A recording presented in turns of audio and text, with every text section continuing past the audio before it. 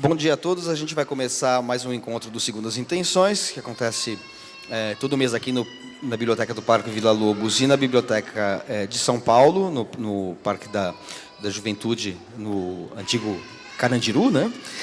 Recebendo hoje um dos maiores escritores para público infanto-juvenil, mas não só, porque eu, por exemplo, que sou mais velho que ele, o leio, autores de literatura infanto-juvenil do Brasil, mas que, obviamente, é lido por todas as idades, que é o Ilan Brennan, que me dá um grande prazer, uma grande honra de estar aqui no Segundas Intenções para esse bate-papo, que vai percorrer aí a vida dele, a obra, a trajetória.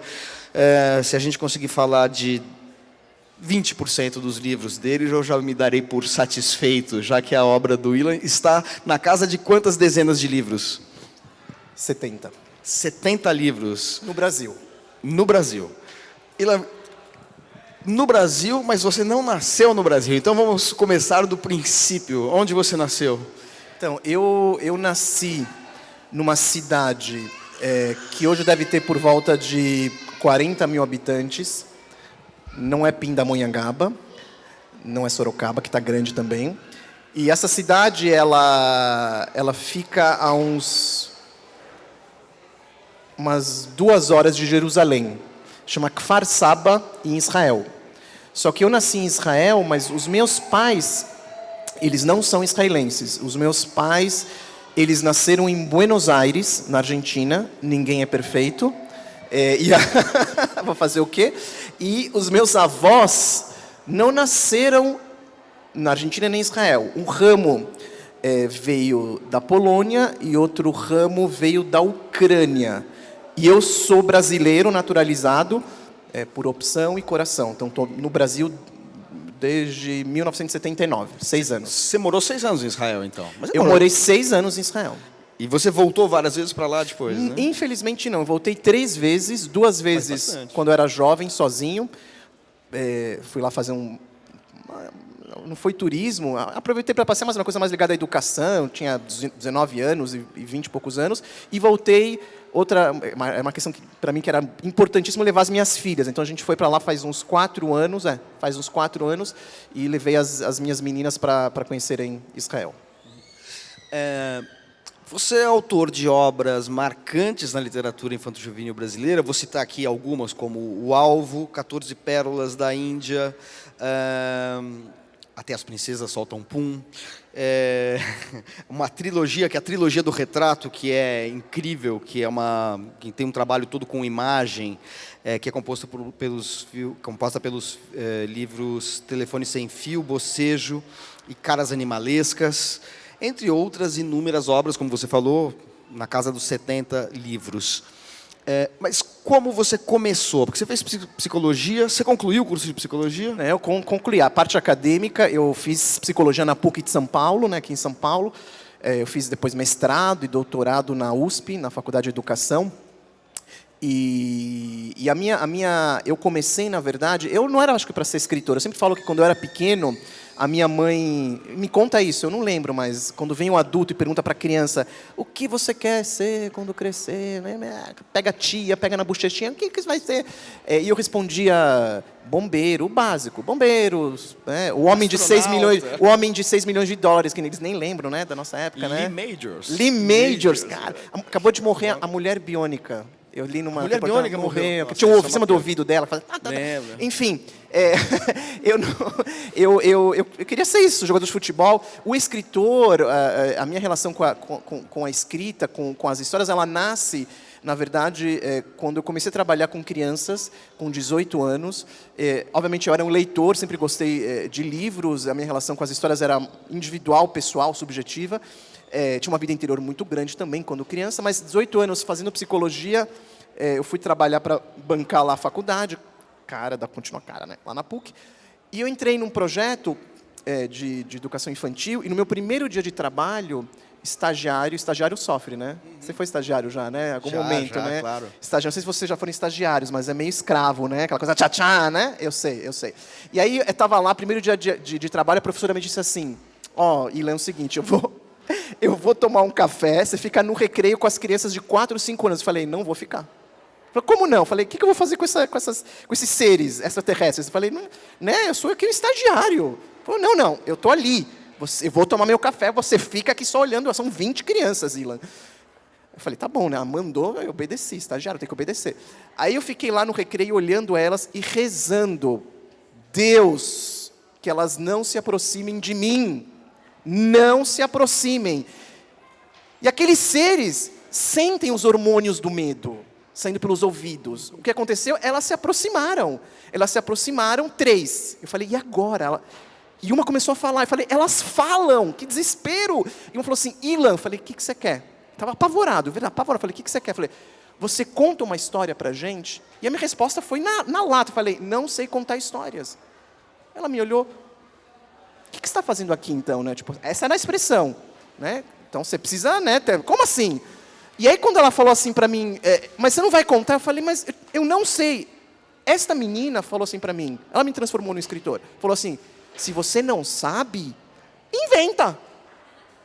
Foi a minha epifania. Porra, inventa, óbvio, né? Falei, então senta. As 3 sentaram, eu comecei a inventar uma história que, essa história ela está publicada, que chama O Pó do Crescimento, uma das primeiras histórias. É o Pó do Crescimento. Comecei a criar essa história naquela, um surto, né, de criação. Eram 3 crianças, 5 minutos depois eu pisco e eu vejo 6 crianças, o milagre da multiplicação. Conta e se aproxima, conta e se aproxima. Tinha lá as 20 crianças no final me olhando assim, e eu também fazendo, eu também estava assustado. E terminei aquilo lá e fiz a pergunta certa. O que é aquilo, né? O que é a história, o que são as histórias, por que eu gosto, por que eu gostei de contar, por que elas gostaram de ouvir. E aí começou meu percurso de criador de histórias. Onde foi isso? Isso foi na Hebraica. Foi no Clube Hebraica. No Clube Hebraica. E aí foi naquele momento que eu era estudante de psicologia, eu comecei junto com a psicologia, fui fazendo junto, a contar histórias, a ter uma biblioteca, formar uma biblioteca para poder ter repertório. Comecei a montar minha biblioteca de milhares de livros, o que eu tenho hoje infantis em casa, naquela época. Mas essa menina, que deve estar casada com filhos, provavelmente, que me transformou no escritor. Você tocou numa dimensão da sua obra aí que é muito importante, que é da contação de histórias, né? Que você é um escritor com uma bibliografia enorme, mas você também tem você tem um trabalho de contação de histórias que, em algum momento, pelo menos, foi muito regular, né? Você fazia, eu lembro que você fazia na livraria da Vila. Você tinha para adultos, a degustação. Degustação. Você fazia uma coisa adultos, regular, né? Não, quase 10 anos. Era regular, assim, né? O que acontece? Quando eu comecei a contar histórias e comecei a viajar o Brasil fazendo isso, é muito engraçado. Tem muito a ver com isso que você perguntou. As pessoas diziam assim para mim, Ilan, sei lá, é para Recife, né? Isso é anos 90, tudo anos 90. Ilan, você vai voltar aqui para Recife? Eu falei, não sei, mas por quê? Não, porque a gente amou suas histórias. E a gente quer você de volta. Elas me queriam, né? Pessoa física, queriam carne e osso, né? As pessoas até faziam piadinhas. Ilan, vem lá em casa contar a história à noite. Eu falei, acho que não vai rolar, né? Estou comprometido. Então, mas eu percebi que as pessoas queriam as minhas histórias e tinha muito a ver com a minha presença física. E quando eu comecei a pensar nisso, falei, e se um dia eu ficar mudo? Isso é coisa bem de neurótico, né? E se eu ficar mudo e não conseguir mais falar? Eu pensei isso mesmo, né? E se eu for embora? Acabou, posso morrer amanhã. Eu quero que as minhas histórias permaneçam.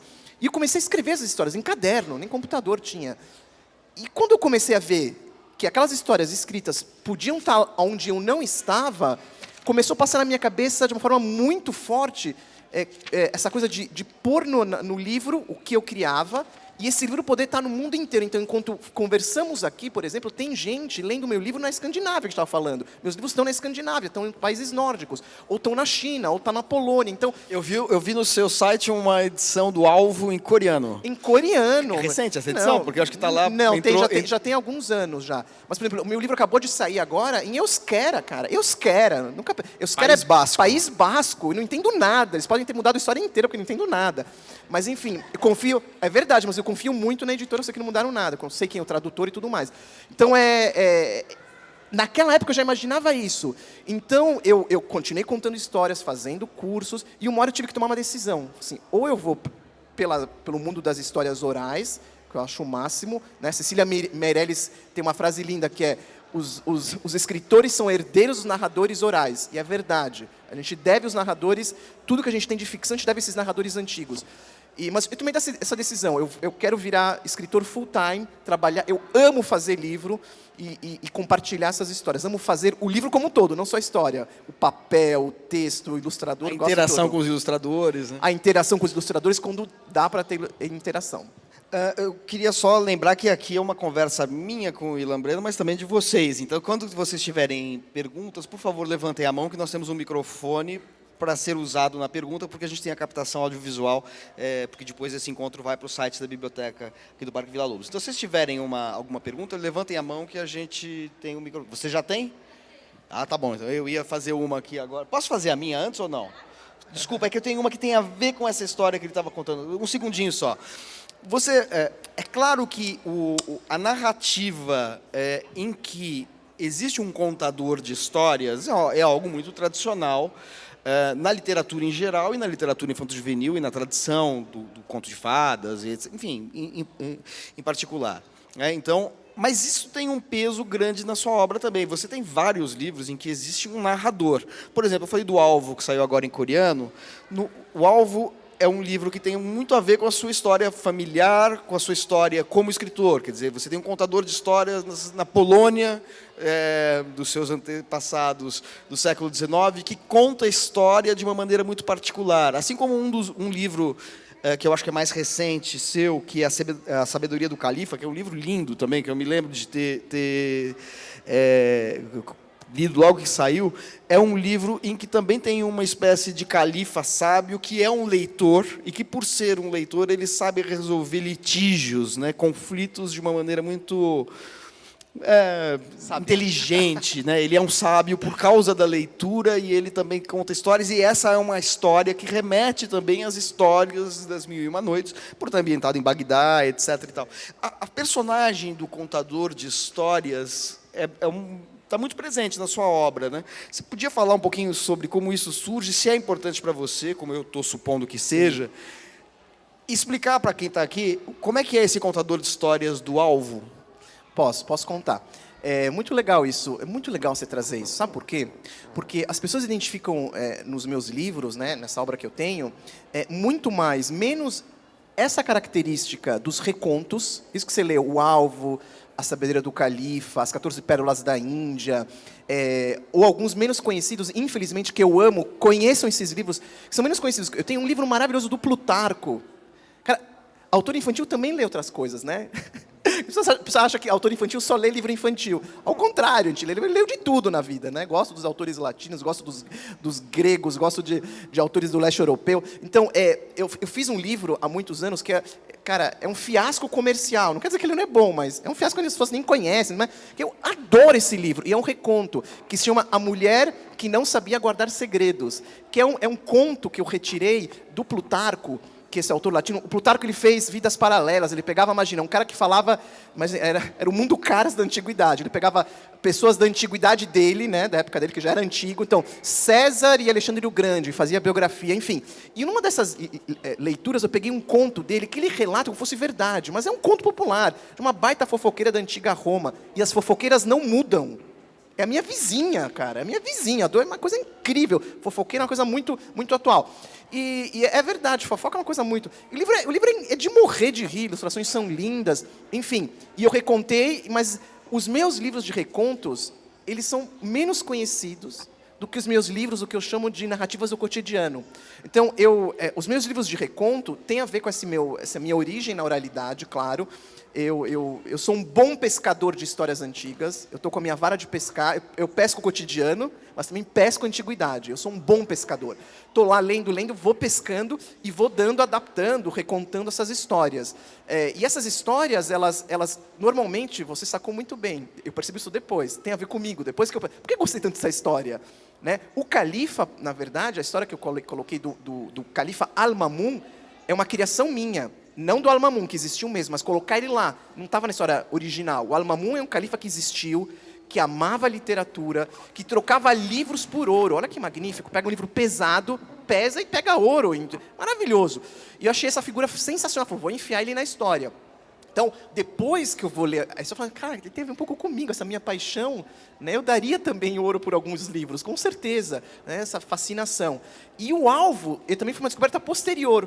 O alvo é um professor que responde às histórias, responde às pessoas através das histórias. Então, chega para ele assim, uma pessoa diz, olha, eu estou com um problema financeiro. O que ele faz, esse professor? Ele conta uma história que vai no alvo, que ele é certeiro. Eu estou com um problema no casamento. Ele vai lá e responde com uma história. Aí um dia, na sala de aula, um aluno diz, como você consegue, professor? Sempre acerta no alvo. E ele diz, isto me lembra uma história. E começa a contar uma história que vocês vão ler depois para conhecer, não vou contar para vocês, né? Mas vou deixar aqui o suspense. Como é o processo de criação das histórias? Você tem um espaço físico, uma salinha, um computador, manda as crianças brincarem no quintal? Ou é aquela bagunça? Você está no parque, você está num restaurante, pega um papel? Como é que é esse processo de criação? Tem de tudo, olha. Eu tem um livro que a Kozak, a saudosa Kozak, né? Uma pena mesmo, mas enfim. A Kozak lançou um livro faz muitos anos, você lembra desse livro, que era sobre fotos de escritores nas suas casas, né? Livro lindo, ilustrado, preto e branco, colorido, e se mostra os escritores com aqueles livros em volta e tudo mais. E tinha lá um relato também um pouco da vida desses escritores com a sua criação. E eu lembro quando eu vi aquilo, aquela publicação, eu falei, gente, realmente, meu escritório tem um monte de livros, minha casa é uma zona de livros, milhares, coisas assim. Assim, muita biblioteca para tudo que é canto. Mas eu tentei, no meu começo, ser um cara mais disciplinado e mais clássico, né? Eu tinha, acho que por insegurança mesmo, né? Então, tem que chegar em casa, tem que de manhã acordar. Eu levava as meninas para a escola, lá para o berçário, trocava elas, fazia combinação de cores horríveis, nunca acertei em cores. Chuquinhas desastrosas, que depois a mãe me falava, como que faz? É meu jeito de fazer chuquinha, sinto muito, é o meu jeito. Né? E, aliás, lendo esse cara, o Karl, como chama o cara da minha luta? Knausgård. Karl Ove Isso, Karl. Knausgård. Eu li uns 2, 3 volumes dele, e acho que no terceiro ou no segundo volume ele fala das filhas. Me identifiquei muito, porque ele fala que uma hora ele enfiava a mão no bolso, quando ele ia escrever, estava cheio de chuquinha na mão. Era a minha vida essa, né? Eu estava lá escrevendo, a mão tinha chuquinha, tinha o cabelinho delas. Okay. Enfim, então, naquela época eu falei, bom, elas vão lá pro berçário, não sei o quê, eu vou ficar 8 horas em casa escrevendo, com um intervalinho para o almoço, ser um cara disciplinado. Nunca funcionou para mim. Era uma forçação de barra total. E eu percebi que eu sempre funcionava muito melhor num caos organizado. Eu gosto desse caos. Eu adoro o caos. A minha cabeça é um caos. Eu adoro. O que é esse caos? Obviamente, quando eu estou em casa, no escritório, eu estou lá criando, lendo, planejando projetos, mas eu viajo muito. E eu lembro, a gente está falando aqui do Moacir Scliar, eu perguntei para o Moacir Scliar uma vez, a gente se viu no Dante Alighieri, perguntei assim, Moacir, como você consegue ser médico, escrever para a Folha de São Paulo, escrever tantos romances, como você tem tanto tempo? Ele me olhou, olha, essa coisa do tempo, as pessoas dizem que não tem, a gente arranja. Eu escrevo no avião, eu escrevo no hotel, eu estou escrevendo. Então, eu peguei isso para mim. Né? Então, eu escrevo muito em hotel, eu vou viajar semana que vem. Eu vou escrever no hotel, vou escrever no avião. Então, é uma criação que para mim, funciona de não precisar ser essa coisa de ser 8 horas todo dia, certinho e tudo mais. E tem períodos que eu passo semanas, meses escrevendo. E o período que eu não escrevo, mas eu me alimento, eu leio bastante. E a minha criação está muito voltada a observar o cotidiano. Então, as coisas acontecem, eu pesco, pego, vou anotar, ou num papel, ou falar no celular, e vou desenvolver. Só que, de repente, vem uma outra ideia. Então, por exemplo, quando a minha filha aparece, de 3 anos na época, eu falo, filha, vem jantar. Ela aparece do quarto dela, banho tomado, já. E falo, para. Ela fala, o que foi, pai? Tá uma coisa errada com você. Ela estava com o pijama ao contrário, sabe? Com a parte de cima e a parte de baixo. Mas ela já sabia. Falei, mas o que está acontecendo? Por que está tudo ao contrário? Aí ela levanta a calça e me mostra a meia ao contrário. Eu falei, tá tudo bem com você? Ela vira, abaixa a calça e mostra a calcinha ao contrário. Tudo pensado, método aí. Falei, o que está acontecendo aqui, filhota? Pai, você não entende nada. Eu sou uma menina do avesso. Cara, eu surtei. Na hora é um raio. Falei, na hora, cara, eu saí correndo, ela já sabia desde pequena. Papai, é livro, obrigado, mais um, valeu. E aí eu vou lá desenvolver a menina do avesso, que é uma partezinha pequena do livro, essa parte do pijama, e que nasce a criação, né? Vem o surto. Então isso não tem muitas regras, porque já seria a hora de parar de escrever e de criar. Então é essa forma mais caótica, né? Aliás, você tem vários livros que nascem a partir desses diálogos com filhas, né? Sim, Tem vários. As princesas, até as princesas soltam pum também nasceu disso, Também né? nasceu. As pessoas acham que eu fiz o livro porque eu sou do movimento LGBT, que eu sou do movimento vamos tornar as princesas mortais. Eu tenho fãs pela Europa e pela Ásia, juro por Deus, nesse livro. Esse livro bomba lá na Europa e na Ásia, que as pessoas acham que eu fiz realmente para... Tem grupos que se apropriam, eu acho ótimo. O autor, quando ele faz o livro e ele nasce, acabou, não pertence mais a ele. Acabou, faça o que vocês quiserem. Você quer pegar o livro para fazer movimento XYZ? Tem uma mãe que chegou para mim, um ano depois do livro, quase chorando, falou, Ilan, esse livro mudou a vida da minha filha. Eu falei, mas por quê? Porque libertou ela. Eu falei, libertou do quê? Ela falou, libertou ela dos gases que ela pressionava, a gente riu junto, a mãe riu, e libertou ela de uma imagem de perfeição que ela fica buscando que está muito difícil. Eu falei, olha, a minha intenção não foi essa, mas eu fico muito feliz com isso. Porque se minha intenção fosse essa, seria um desastre. Eu não faço livros com intenção de salvar ninguém. Não faço livro para achar que o mundo vai ser melhor. Eu acho esse discurso balela. Não gosto de escritores que querem escrever para salvar o mundo. Quem somos nós? Isso é arrogante, cara. Não faço livro para salvar ninguém. Eu faço o livro do meu mundo pequeno. E as pessoas compartilham e sim, ajuda as pessoas porque eu não tenho essa intenção. Né? Você imagina se o cara é um grande pintor, vou pintar? Não. O cara pinta porque ele precisa pintar. A Clarice Lispector escrevia, ela dizia, porque senão ela enlouquecia. E a gente se beneficia da Clarice, né? De ter essa coisa. Então, a intenção não é fazer isso, mas isso vai rolando. As princesas, para vocês saberem, quem não sabe, ele nasceu de um pum verdadeiro, de um pum real. Então, eu estava com a minha esposa, quase veio hoje, mas não conseguiu vir, mas ia com a minha filha hoje com 13 anos, ela tinha 2 anos. E qual filha que é? A mais velha, de 13. E aí ela estava lá com uma roupa de Branca de Neve, com uma tiarinha, e eu batendo papo com a minha esposa, e de repente vem um vento quente, tóxico. E aí minha esposa olha para mim, porque é sempre culpa dos homens. Sempre nossa culpa. Eu sei, tá com essa carinha, é nossa culpa. E aí ela fala assim, amor, o que é isso, né? O que é esse tsunami, né, de pum aqui? Eu falei, ó, não fui eu. Fui eu, porque nós homens, né, Saul, somos sinceros. Quando a gente faz isso, a gente fala, né? É nosso, a gente tem essa coisa, né? Não tem problema com isso. Eu falei, não fui eu. Olhei para ela, falei, bom, eu não fiz isso, foi você. Ela quase me matou. Quase me matou, me deu né, pegou o chinelo, quase me deu chinelada. Eu não faço. Bom, alguém fez esse mata-leão. Aí estava lá para baixo, sobrou uma pessoa. Minha filha com uma cara de peidorreira. Cara de peidorreira, de culpada. Linda, minha filha continua linda, com 2 cachinhos. E a gente riu tanto, porque como pode ser tão pequena, tão linda e tão poderosa? E aquela risada entrou fundo na alma dela, ela não gostou, com toda a razão, e chorou. E a mãe pegou no colo, culpada, né? Mãe culpada, e falou, filha, não chora. Até as princesas soltam pum. Eu falei, repete. E ela repetiu, e é que nem o da minha filha do pijama. Na hora, veio a história. A sinopse, claro que não é a história inteira, veio uma sinopse, né? Um projeto. Aí eu fui correndo, escrevi lá as ideias, depois passei algumas semanas para terminar lá o texto. Quando sai o livro, eu faço uma homenagem à minha esposa, né? Ela odiou, para a rainha das minhas princesas. Falou, porra, eles vão achar que eu sou a rainha dos puns, meu. Para com isso. Aí eu tenho que explicar que não, porque se não fosse ela, esse livro não ia existir. Então, eu não tive a intenção de pegar as princesas e fazer como elas foram. Enfim, nada disso. Foi uma criação literária. Claro, o espírito do tempo, eu estou no tempo. Então, isso vem também no inconsciente, está lá, no momento certo, na hora certa. Funciona um pouco assim.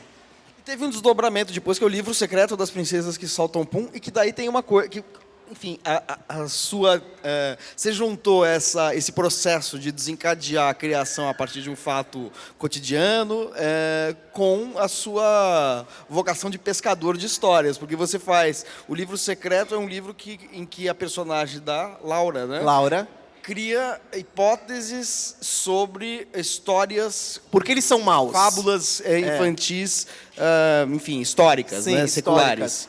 Isso já... Esse livro secreto já era uma coisa mais antiga que eu fiquei meio segurando. Isso já veio também no percurso. Eu fico segurando umas coisas porque... Não sei porquê, mas eu tenho essas coisas também, de segurar muita coisa. Tem muita coisa que eu vou segurando. E aí depois falei, está na hora de pôr isso para as pessoas verem. E é uma continuação mesmo, é uma brincadeira com o livro secreto. Aliás, esse livro, né, a continuação dele, chama O Livro Secreto das Princesas que Soltam Pum, que está ali. Esse livro acabou de sair na França É uma coisa interessante isso, falar isso, porque ele acabou de sair na França com uma outra ilustradora. E que ela fez... Qual que é a ilustradora do... É a Ionit. A Ionit é daqui do Brasil e é o francês. Quase todas as versões, já está em 14 línguas, né? 13 é com a Ionit, mas a França me pediu para ser com uma outra aqui. Falei com a Ionit, tudo bem, uma conversa, né, tranquila, bacana, falou claro, sem problema nenhum. E aí o livro saiu com a Magali Lerouche, que é uma baita ilustradora francesa, com uma...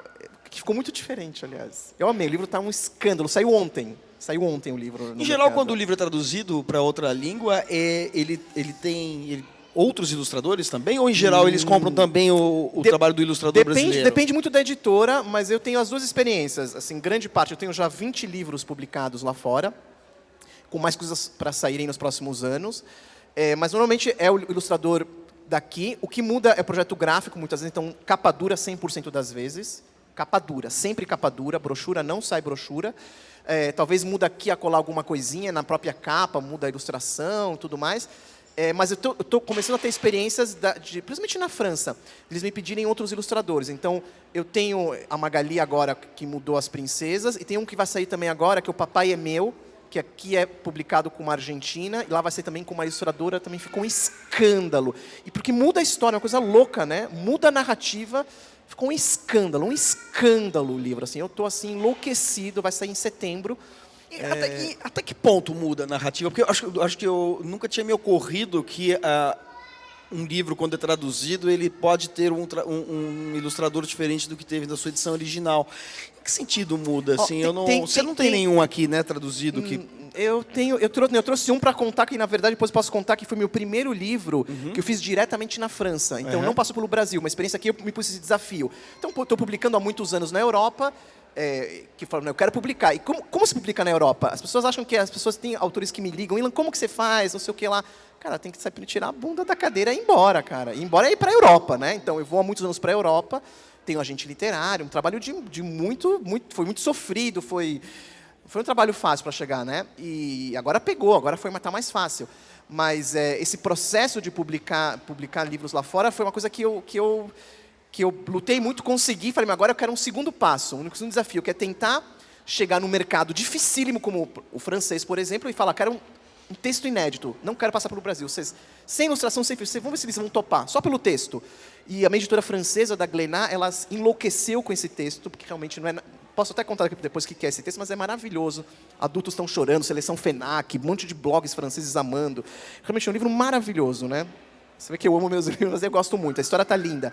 E aí ela topou, então, esse livro... Você escreveu em francês? Eu escrevi em português, fiz a tradução em inglês e mandei em inglês. E depois ela, do inglês, falou, Ilan, a gente quer fazer, você pode, por favor, me mandar em português, que a gente vai pegar uma tradutora, aquela que você indicou, que é uma da companhia, para fazer, que é menos problemas, entendeu? Então, você do português para o francês, e ela foi me ligando, a tradutora, a gente fez um trabalho conjunto, então tá tudo ok, lindo. E eu fiquei muito feliz, porque é uma coisa muito difícil, as pessoas não fazem ideia como é difícil. E esse livro só existe, por enquanto, em francês? Francês. Agora, eles estão começando a vender, acabou de ser vendido agora para Taiwan, mas pela França. Então, a França vendeu para Taiwan, e tem uma editora brasileira, que não vou falar ainda qual é, porque eles estão em negociação, mas que também quer estar fazendo já negociações para ter isso no Brasil. Daí, se a editora brasileira fizer no Brasil, vai usar a mesma ilustração? É a mesma, essa é a Magali Lerouche. É a Magali Lerouche, né? Ela vai usar a mesma ilustração, vai usar. E que é uma coisa bem legal. A ilustração, assim, ela é uma coisa, história. Uma história. Posso contar como nasceu esse livro? Por favor. Ó, esse livro nasceu assim, é o pescador, né? Eu tô lá numa festa de aniversário. Estou numa festa de aniversário. Antes de mostrar, deixa eu contar primeiro, as pessoas, aí a gente começa. Era uma festa de aniversário, aí tinha um menino, que era um filho de uma amiga, ele está agora com 7 anos, ele tinha 3, 4 aninhos, e a melhor parte da festa de aniversário, você que está aqui me fala se não é verdade, está comendo maçã, mas uma das melhores partes é assoprar as velas. Cara, é a coisa mais legal. Vocês lembram quando vocês eram crianças? Soprar a vela é demais. Aí tava lá o menino, toda a festa inteira, fazendo assim, ó. Ele preparou para soprar, e passou uma coisa muito ruim na minha cabeça. Porque a maldade está em nós. A maldade não está fora. O palco da luta entre o bem e o mal está dentro. E passou uma coisa muito sádica. Eu falei, eu vou soprar essa vela, o menino vai ficar engasgado. Passou essa imagem na cabeça, né? Vou fazer antes de ficar vermelho. Obviamente que eu não fiz isso. A gente usa a fantasia para ter essa válvula de escape, né? Para não fazer essas maldades. Peguei um guardanapo e veio a história inteira na cabeça. Inteira. E eu anotei a sinopse, fui lá, isso tem já 4 anos e tal o livro. Agora vamos começar a mostrar aqui a história. A história fala desse menino, né, que vai ter a festa de aniversário dele. E na festa de aniversário dele, tá lá enlouquecido, lá o bolo, as coisas. E ele vai lá soprar na festa e o que acontece? Alguém assopra antes. E quando alguém assopra antes, ele fica lá desesperado, a mãe e o pai olhando a janela, cadê, ninguém sabe o que está acontecendo. Acende de novo. E de novo alguém assopra, e os amigos, foi você, uma briga generalizada, uma loucura, o pai brigando com a mãe. Dá pra ver aí, dá a cara dele de decepção aqui, quando assoprar. Nossa, desesperador, gente, desesperador. Aí quem é? De repente uma vozinha, fui eu. Aí eles olham e é a bisavó do menino. Aí tá de cadeira de roda, tá aqui, ó. Aqui no comecinho. Não, ainda não, aqui, ó. Aqui, ó. Aqui. Tá aqui a bisavó. Aqui de biquinho, aqui pequenininha, fala, fui eu. Aí chega o bisneto e diz, mas, bisa, por quê? E a neta, que é a mãe, mas por quê? Deixa eu te contar.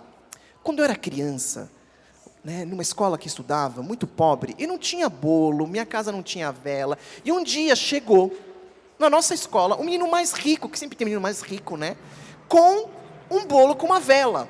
E eu não aguentei. Antes desse menino assoprar, eu assoprei, mas de felicidade. Não por causa, porque eu nunca tinha visto aquilo. E aí, ela vai contando essa história e diz assim, a professora me pôs de castigo, olha lá no cantinho, me pôs de castigo, falou, não pode. E toda vez que vinha um bolo com velas, a professora me metia lá de castigo no canto. Aí, de repente, ela vai contando, tudo rápido, tem detalhes. A neta e o marido estão chorando, né? O menino diz, Bisa, que história, todo mundo emocionado, falou, Bisa, não tem problema, Bisa, vamos fazer o seguinte, vamos acender de novo e vamos assoprar juntos. Aí ela pega na mão e os dois lá assopram a vela. Assopram a vela, e na segunda ocasião, esse é ilustrador, você perguntou da ilustração, a ilustradora colocou uma coisa muito legal, que na segunda vez, o menino só finge que vai assoprar para só a avó assoprar. E só ela sopra. Essa é a criação da ilustradora, essa não foi minha, né? Essa foi uma ideia dela. E aí termina o livro. Contei rapidamente os detalhes, né? Mas é um livro bem emocionante. Então, o ilustrador, ele trabalha com uma coisa que o Paul Zumthor, que é um teórico da Idade Média, livros lindos, né? Um teórico da oralidade, ele chamava de índice de oralidade. As ilustrações representam o contador de histórias. A criança que não sabe ler vai pegar a história e vai ler através das imagens. Então, se as imagens mudam, a história também muda. Então, quando você muda o ilustrador, você vai pegar os dois livros e as crianças vão fazer leituras diferentes. O texto se relacionando com uma nova imagem cria uma terceira narrativa que ela é diferente. Então, por isso que eu fico fascinado em trabalhar com ilustradores diferentes, que eles complementam o meu trabalho. Então, eu vou procurando essas pessoas, que nem o Califa, esse cara, eu queria aquele cara. Eu fui atrás desse cara. Né? Então, é isso. Né? Você antecipou. Alguém tem pergunta, por favor? Mais uma. Ilan, você viaja o mundo inteiro. E como as crianças do mundo e do Brasil, dá para você fazer um comparativo? Dá. Pergunta excelente. Eu viajo desde o mundo como o Brasil. Falta só um estado para eu conhecer. Só um. Mas conheço o resto, eu conheço todos. E quando eu falo estados brasileiros, não é as capitais, mas é grotão mesmo. Né? Assim, eu viajo para a periferia das capitais, para o interior e tudo mais. Então, eu tenho contato muito forte com as crianças e aqui em São Paulo, circulo na periferia há muitos anos. Acabei de voltar de duas experiências, um em Parelheiros, outro no Jardim São Luís. Faço muita escola pública, acho fundamental o autor estar na escola pública. A criança de Parelheiros, que eu encontrei semana passada, ela é a mesma criança de Barcelona. É a mesma criança do interior da Colômbia, que eu já fui. E a mesma criança chinesa, que eu não fui, espero que um dia eu vá. Mas isso não tenho dúvida também. Quando eu falo a mesma criança, ela quer o pai, quer a mãe. Ela tem medo do escuro. Ela é ciumenta. Ela é competitiva. Ela é corajosa. Ela é solidária. Filósofa. Ela quer atenção. Ela é o cão chupando manga. Você entendeu? Então, e eu encontro essas crianças, e por isso que os meus livros fazem sentido. Eu me interesso pelas formigas, e não pelos elefantes. Me interesso com o pequeno. E se me interesso pelo pequeno? O elefante, desculpa o elefante, mas não me interessa. Se me interesso pelo pequeno, pelo mundo microscópico, o germe, ele é igual aqui ou na Coreia. É o mesmo germe. Isso vale para o sol. Falei coisa ruim, mas tem coisa boa. O sol é o mesmo. Queima. Dá para se bronzear. A lua é a mesma. Então, vai mudar a comida, vai mudar, enfim, estilo à parte. A casca, ela é diferente. E cada vez mais, essa é a minha certeza. Porque se esses livros estão indo até lá e estão comprando... Gente, vocês não têm noção como é difícil. Né? Eu sempre brinco que se eu fosse um autor, um romancista adulto, talvez a repercussão fosse maior, porque existe essa coisa da literatura infantil, você faz um trabalho maravilhoso com isso, dando esse valor para a literatura infantil, porque, no geral, a literatura infantil ela é um pouco menosprezada. Né? O trabalho que eu faço lá fora, ele é um trabalho difícil, mas de uma conquista, de um brasileiro. Está lá escrito nos meus livros aqui na frente, está escrito autor brasileiro. Está escrito lá, autor brasileiro. E não se dá muita bola isso para cá, talvez por causa da literatura infantil, porque é uma coisa da criança sendo meio... Né? É criança. Você quer acabar comigo? Vou falar como você pode acabar comigo. Falar se você escrever um livrinho. Livrinho, cara, livrinho. Anos fazendo isso, cara, eu estudo muito. Para chegar num livro sem texto, eu demoro anos. Eu estou fazendo um livro agora, de novo de imagem, com ilustrador. As pessoas não têm noção. O cara vai pegar e falar, o cara fez isso num dia. 2 anos de processo, sem ter um texto. Então, é de pesquisa, de investigação, profunda para dentro, para fora. É um processo muito difícil. Então, não é livrinho. Eu já li romance de 500 páginas, que é um lixo. E li livro de 32 páginas, que é pura poesia. Que é o melhor livro, Onde Vivem os Monstros, do Maurice Sendak, que é um dos maiores autores de livros infantis do mundo, nos Estados Unidos, virou filme. Tem 32 páginas. Cara, eu já li romance que é vontade de vomitar. E eu leio, porque eu sou obsessivo até o final. Que nem Netflix, eu vou até o final, sou masoquista. Então, você tem romances maravilhosos, romances que são um lixo, você tem livro infantil maravilhoso e que é um lixo. Literatura, ela é uma só. Ou ela é boa, ou ela não é boa, não é isso? O Drummond dizia, em Confissões de Minas, olha, ele colocava em xeque essa coisa, existe pintura infantil, existe livro infantil, porque, enfim, a obra de arte, ela pega todas as idades, com bom senso, obviamente. Não vou ler essa de Queiroz, o Primo Basílio para as minhas filhas, eu não sou um psicopata, você entendeu? Tem nada a ver, minhas filhas pequenas, né? Pegar livros, né? Pegar Irmãos Karamazov, pegar Turguniev, Pais e Filhos, são livros que eu gosto. Fala, vem cá, filhota, eu não vou ler isso. Óbvio, tem que ter bom senso. Mas existem livros infantis profundos, tão profundos quanto esses, e que são um processo, né? Cara, eu vou contar uma fofoca para vocês. Uma fofoca do mundo literário. Vou falar nomes. Uma fofoca do mundo literário. Vou contar. Está sendo gravado, né? Vou contar, tudo tem importância. Eu não vou falar nomes, mas eu cheguei num evento literário pelo Brasil, e uma coisa que também eu luto muito, acho que eu tenho conseguido também. Quando você vai nos eventos literários, o autor adulto, às vezes, ele tem um backstage melhor. Às vezes tem um cachê melhor, tem um hotel melhor, às vezes. Está mudando. Mas antigamente era bem assim, né? Era uma coisa meio assim, autor adulto, autor para livro infantil, mas a gente está conseguindo mudar. Eu acho que tem que ter esse mesmo, tem que colocar no patamar. Aí, num desses eventos, encontrei um autor romancista brasileiro que eu adoro. Leio o cara. Conheço a obra dele. E uma autora também bacana, que eu não conhecia, conheci naquele... A gente estava conversando e esse cara não me conhecia. Eu conhecia ele, a gente comecei a conversar, falei dos livros dele. Ele falou, o que você faz, Ilan? Fala, escrevo livros infantis. Ele fez assim. Ah, livros infantis. Fez esse gesto na minha frente. Livros infantis. Aí a autora falou, o que você está fazendo? Reagiu, falou, o que você está fazendo assim? Mas como assim? Aí o cara ficou meio assim, porque foi uma coisa meio automática dele. Eu falei assim para ele, olha, eu fiquei bravo. Eu falei, olha, se eu não existir, você não existe. O autor infantil prepara o leitor para você. Você acha que o cara que não leu Monteiro Lobato chega lá? Não chega. Nós falamos dos antigos. É um processo. O autor infantil é a primeira parte de entrada para a literatura dessa criançada, que depois vai ler o juvenil, vai ler o romance. Você acha que o cara vai ler o seu romance, que é muito bom? Você é um cara 10 como romancista. Como romancista, o cara é 10. Mas você acha que para chegar aí, o que você leu quando era criança? O cara foi ficando assim, não, desculpa. Eu falei, não, mas é legal a gente poder falar disso. Porque não é uma literatura menor. Faz parte de um processo. Não é porque um livro que tem 32 páginas, ou não tem texto, ou tem 64, não é. Não é, você lança um livro a cada 3 anos, então é cool, é bacana? Não, eu posso lançar mais, né? Eu acrescentaria que existe Desabafo. esta função, entre aspas, da literatura para crianças, a literatura infantil, mas em livros de qualidade, que tem valor literário, você continua lendo e não é que você continua lendo porque você vai reler, você leu quando era criança e vai reler. Quando você é adulto, você tem o prazer de ler também uma obra infantil.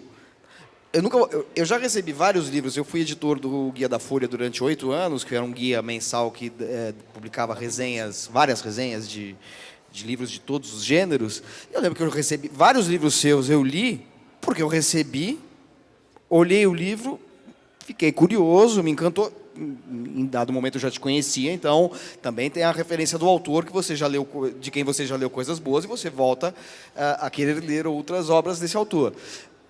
Eu pegava o livro na redação e lia. Eu lia e me dá um prazer, que certamente não é o mesmo prazer, a mesma experiência de uma criança lendo, e nem de um outro adulto lendo, porque cada um é um leitor. Mas, de qualquer maneira, você... Realmente, essa hierarquia que se estabeleceu, que ela é bastante estereotipada e estereotipificadora, vamos dizer assim, ela é muito, muito vazia, muito frágil, né? Porque você tem obras para público infantil que são obras que dão prazer para todas as idades.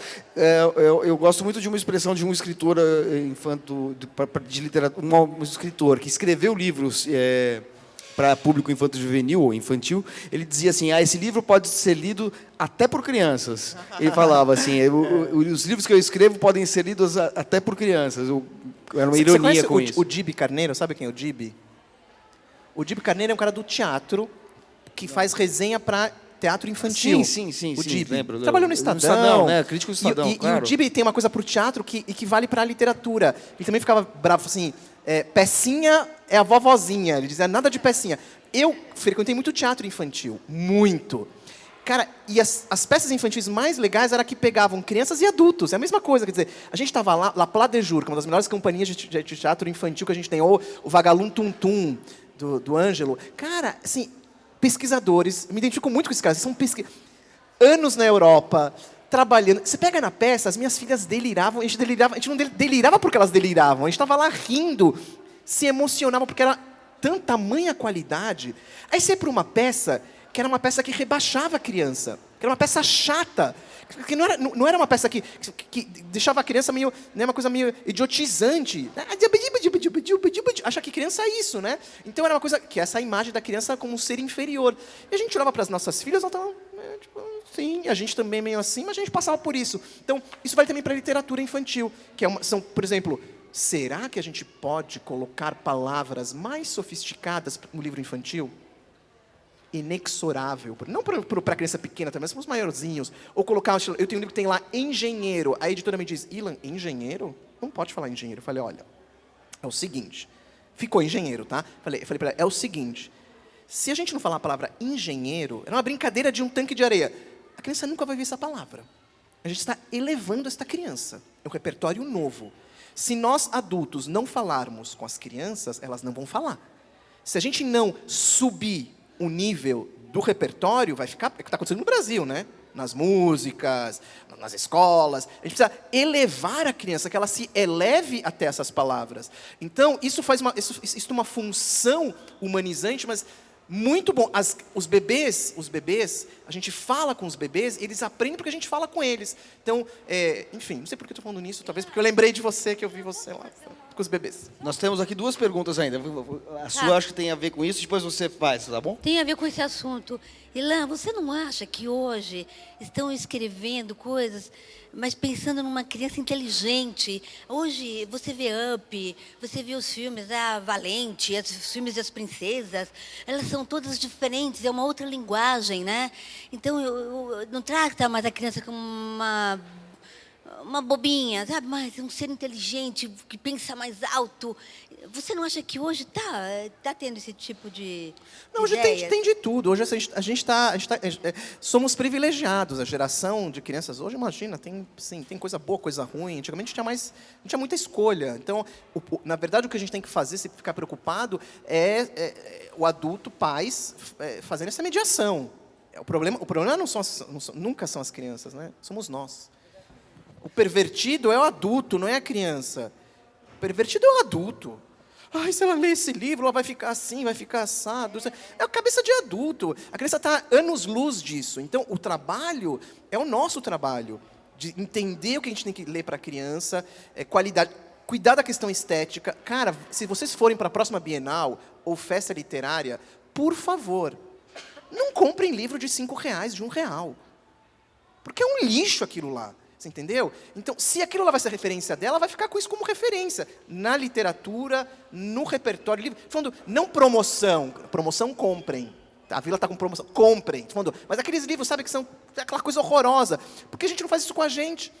Então, quando eu falo livro de qualidade, é o texto de qualidade, é a arte, o projeto gráfico. Né? Eu acabei de lançar um livro no Brasil e eu pressiono muito as editoras para fazer o que eu vivo na Europa, sabe? Quer dizer, pô, vamos, tá bom, é mais caro, mas, cara, a Kozak fazia muito isso, mas vamos em cima, é mais caro, mas é pra criança, cara. Então, tipo, capa dura, ponta arredondada, maravilhoso, isso aqui é raro no Brasil, ponta arredondada, que é um charme, papel de qualidade. Você acha que o papel não tem a ver? Tem a ver, então, quando você fala, Ilan, é caro. Cara, você compra um celular pro seu filho de R$1.000 e fala que é caro?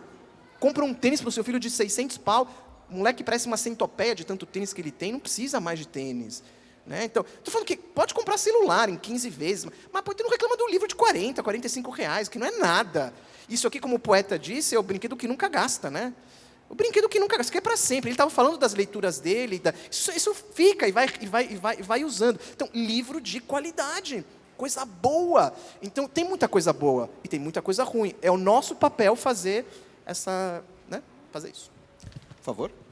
Olá, sou o Carlos.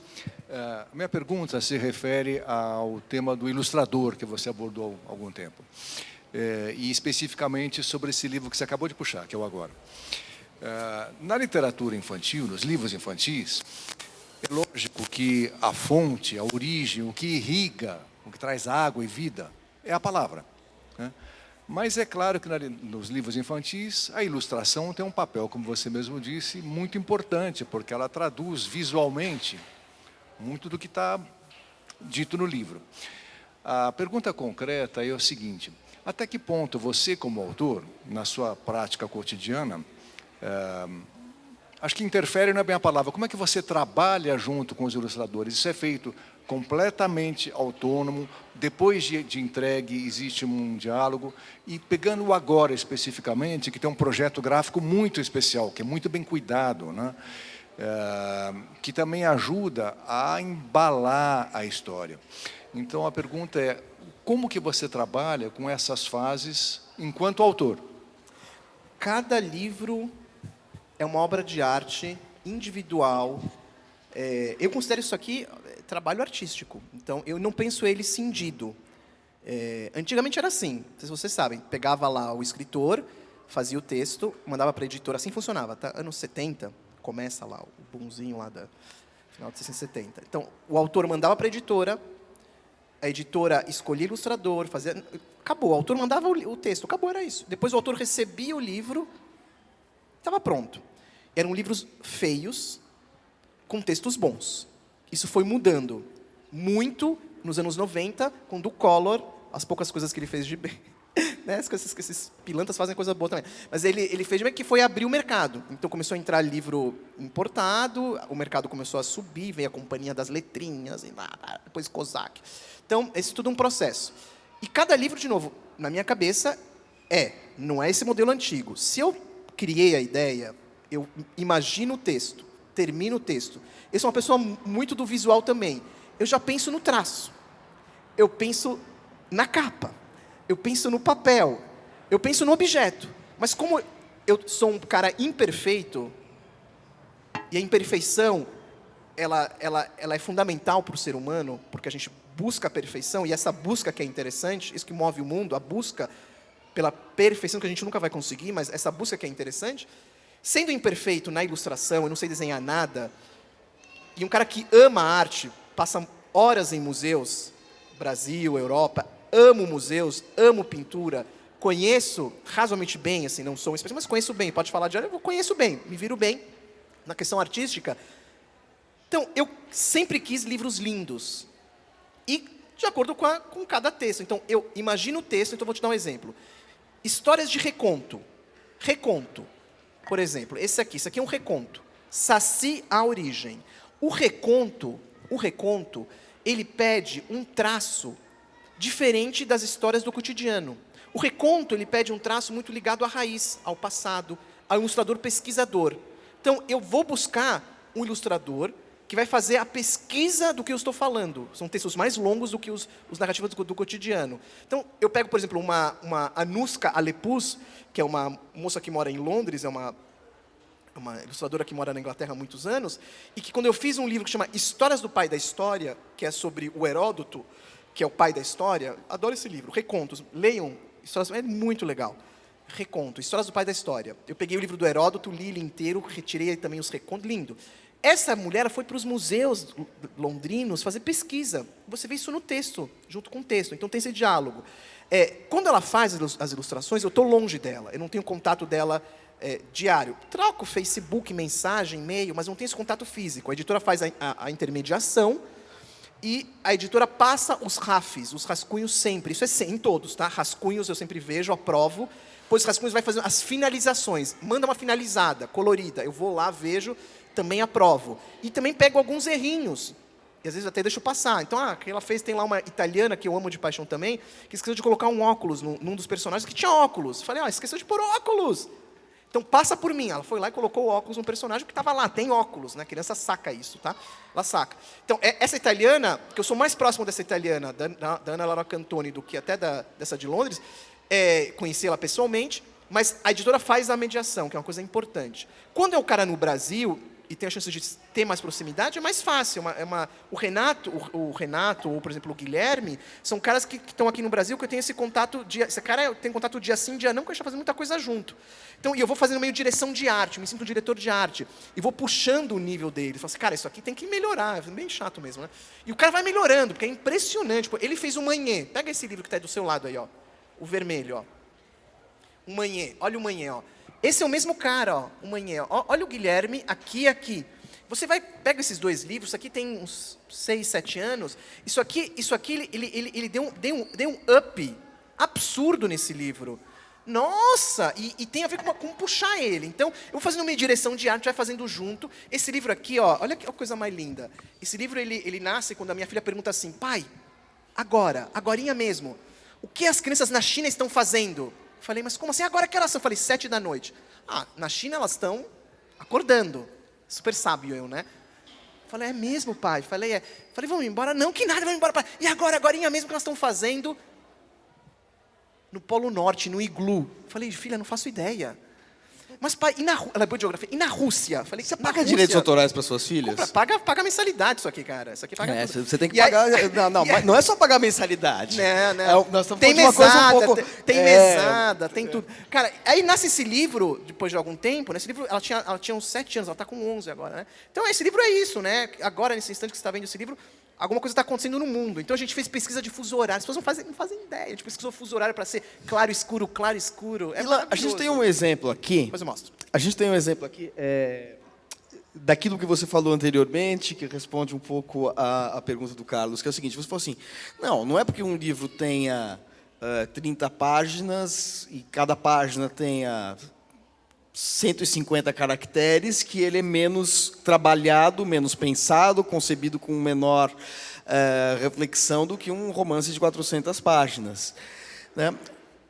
Isso ficou claro naquilo que você disse e coloca a questão do olhar que se lança sobre a produção para público infantil e para público adulto, etc. e tal. Mas você tem uma trilogia junto com o Renato Morricone em que esta questão ela é elevada à sua enésima potência, porque são livros que têm autoria sua e do ilustrador, Só que você não escreveu nada no livro. Zero. Para não dizer que você não escreveu nada, você escreveu O, ou... Seria o bocejo? A última trilogia tem... O Caras Animalescas tem o... Caras Animalescas tem. Esse, ó, lá. Mas este tem. livro aqui é um livro pensado... Ele é um livro imagético, mas com uma autoria. De alguém que pensou a sequência, o tema das imagens e produziu as imagens junto com o ilustrador, né? Aqui é um caso bastante particular, né? Não, porque você é autor de toda a concepção da ideia da sequência das imagens, embora você não seja o desenhista das imagens. Eu ganhei um prêmio né? de ilustração. Esse eu não sou ilustrador. Eu ganhei a fundação deu lá um diplominha, achou que eu era ilustrador. E o Renato também, enfim. A gente meio que deu uma loucura no mercado, mas a gente enlouqueceu todo mundo com essa trilogia. As pessoas não entenderam nada. E acho ótimo. Quando vocês começaram... Começou com o bocejo? Não, com o Telefone Sem Fio. Começou com o Telefone Sem Telefone Fio. Sem Fio. Vocês pensaram que seria uma trilogia? Não, isso depois foi chamado de trilogia do retrato. O que aconteceu? Eu vou contar a origem, né, disso. Eu tava... Conto no final do livro. Eu estava num restaurante, numa zona absoluta com crianças, velhos, jovens. Era um encontro de muitos amigos e tinha avós também. Uma bagunça infernal, caos. E eu dei um grito no meio do restaurante, assim, porque a gente estava atrapalhando todo mundo. Eu dei um grito, mas falei, gente, para, não sei o que, para as crianças pararem. E ele falou, o que foi? Eu falei, vamos acalmar essa criançada. Mas o que você sugere? E na hora veio o Telefone Sem Fio. E eu vi na cara do velhinho que estava lá, né, bem velhinho, o cara acendeu uma luz, o olho brilhou. Ou seja, o cara sabia o que eu estava falando, Telefone Sem Fio. E a criançada também sabia. Falei, na hora veio geração, uma brincadeira de várias gerações. Sentamos e passamos 20 minutos brincando. O restaurante agradeceu, é uma boa técnica, podem usar. O restaurante agradeceu, a gente acalmou a galera. E quando eu voltei para casa, falei, eu quero fazer alguma coisa com o Telefone Sem Fio. E eu escrevi uma história com texto. Era uma mesa com personagens. E eu fui lá descrevendo os personagens. Uma semana de escrita, outra semana eu apagava, jogava fora, nem guardava. Falei, não tá bom.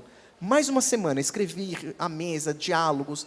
E esse processo, uns 2 meses, escrevendo e apagando. E, de repente, eu parei assim, refleti profundamente. Falei, o que está acontecendo? Comigo mesmo. Falei, olha, por que eu estou apagando? Aí veio o insight. Porque o Telefone Sem Fio, a brincadeira, ninguém escuta bolhufas. Então, não pode ter texto. Aí vem um problema. Se não pode ter texto, é um livro de imagem. E se é um livro de imagem, eu não sou ilustrador. Então, eu vou fazer o roteiro, que é uma coisa que eu faço. Vou fazer o roteiro. Fiz o roteiro da história, que era com uma mesa, né? E fui procurar não o Renato, uma outra pessoa. Essa outra pessoa leu o roteiro e falou, não quero. Se arrependeu, com certeza. Falou, não quero.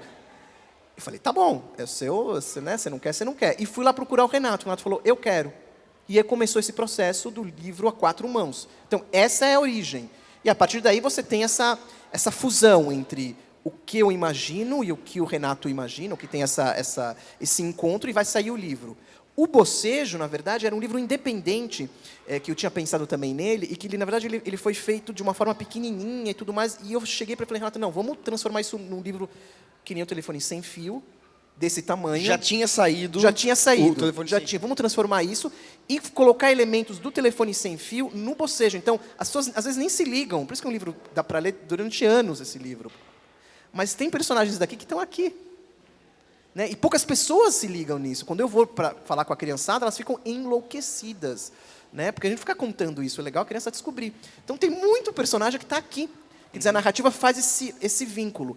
O Caras Animalescas, ele nasce de um momento também de criação não pensado como terceiro na hora. Eu já tinha ele em casa, ele nasce num sítio, a família toda em cima cada um com seu cavalo, e olho para minha esposa e diz, amor, olha a cara do seu cavalo. Ela olha e fala, o que foi? Ele não lembra tal pessoa? Ela olhou assim, fez assim, falei, Ilan, a cara, falei, cara, esse cara é a cara do seu cavalo. Aí minha filha atrás falou, pai, olhando para você tem cara de camelo, sabia? Aí eu olhei para ela e falei, e sabe você, filha, você tem cara de coruja. Aí começou uma entre os 4, uma coisa tão engraçada. E você é cara disso. E eu comecei a rir. A gente voltou lá para a pousadinha e eu anotei, fiz uma anotação e fui fazer um texto. E estava com esse texto, e de repente, com esse texto, com esses 2 livros prontos, falei, vamos lá para fazer uma trilogia. Mas aí o que era na cabeça? Uma trilogia que passava, os bastidores, eu não falo muito sobre isso, Os bastidores, porque eu acho legal o pessoal descobrir. Você vai revelando, perde um pouco a graça. Eu não vou contar. Não, eu vou contar, tá? Eu vou contar. Saul, você vai pôr aí só onde? Vai estar no site?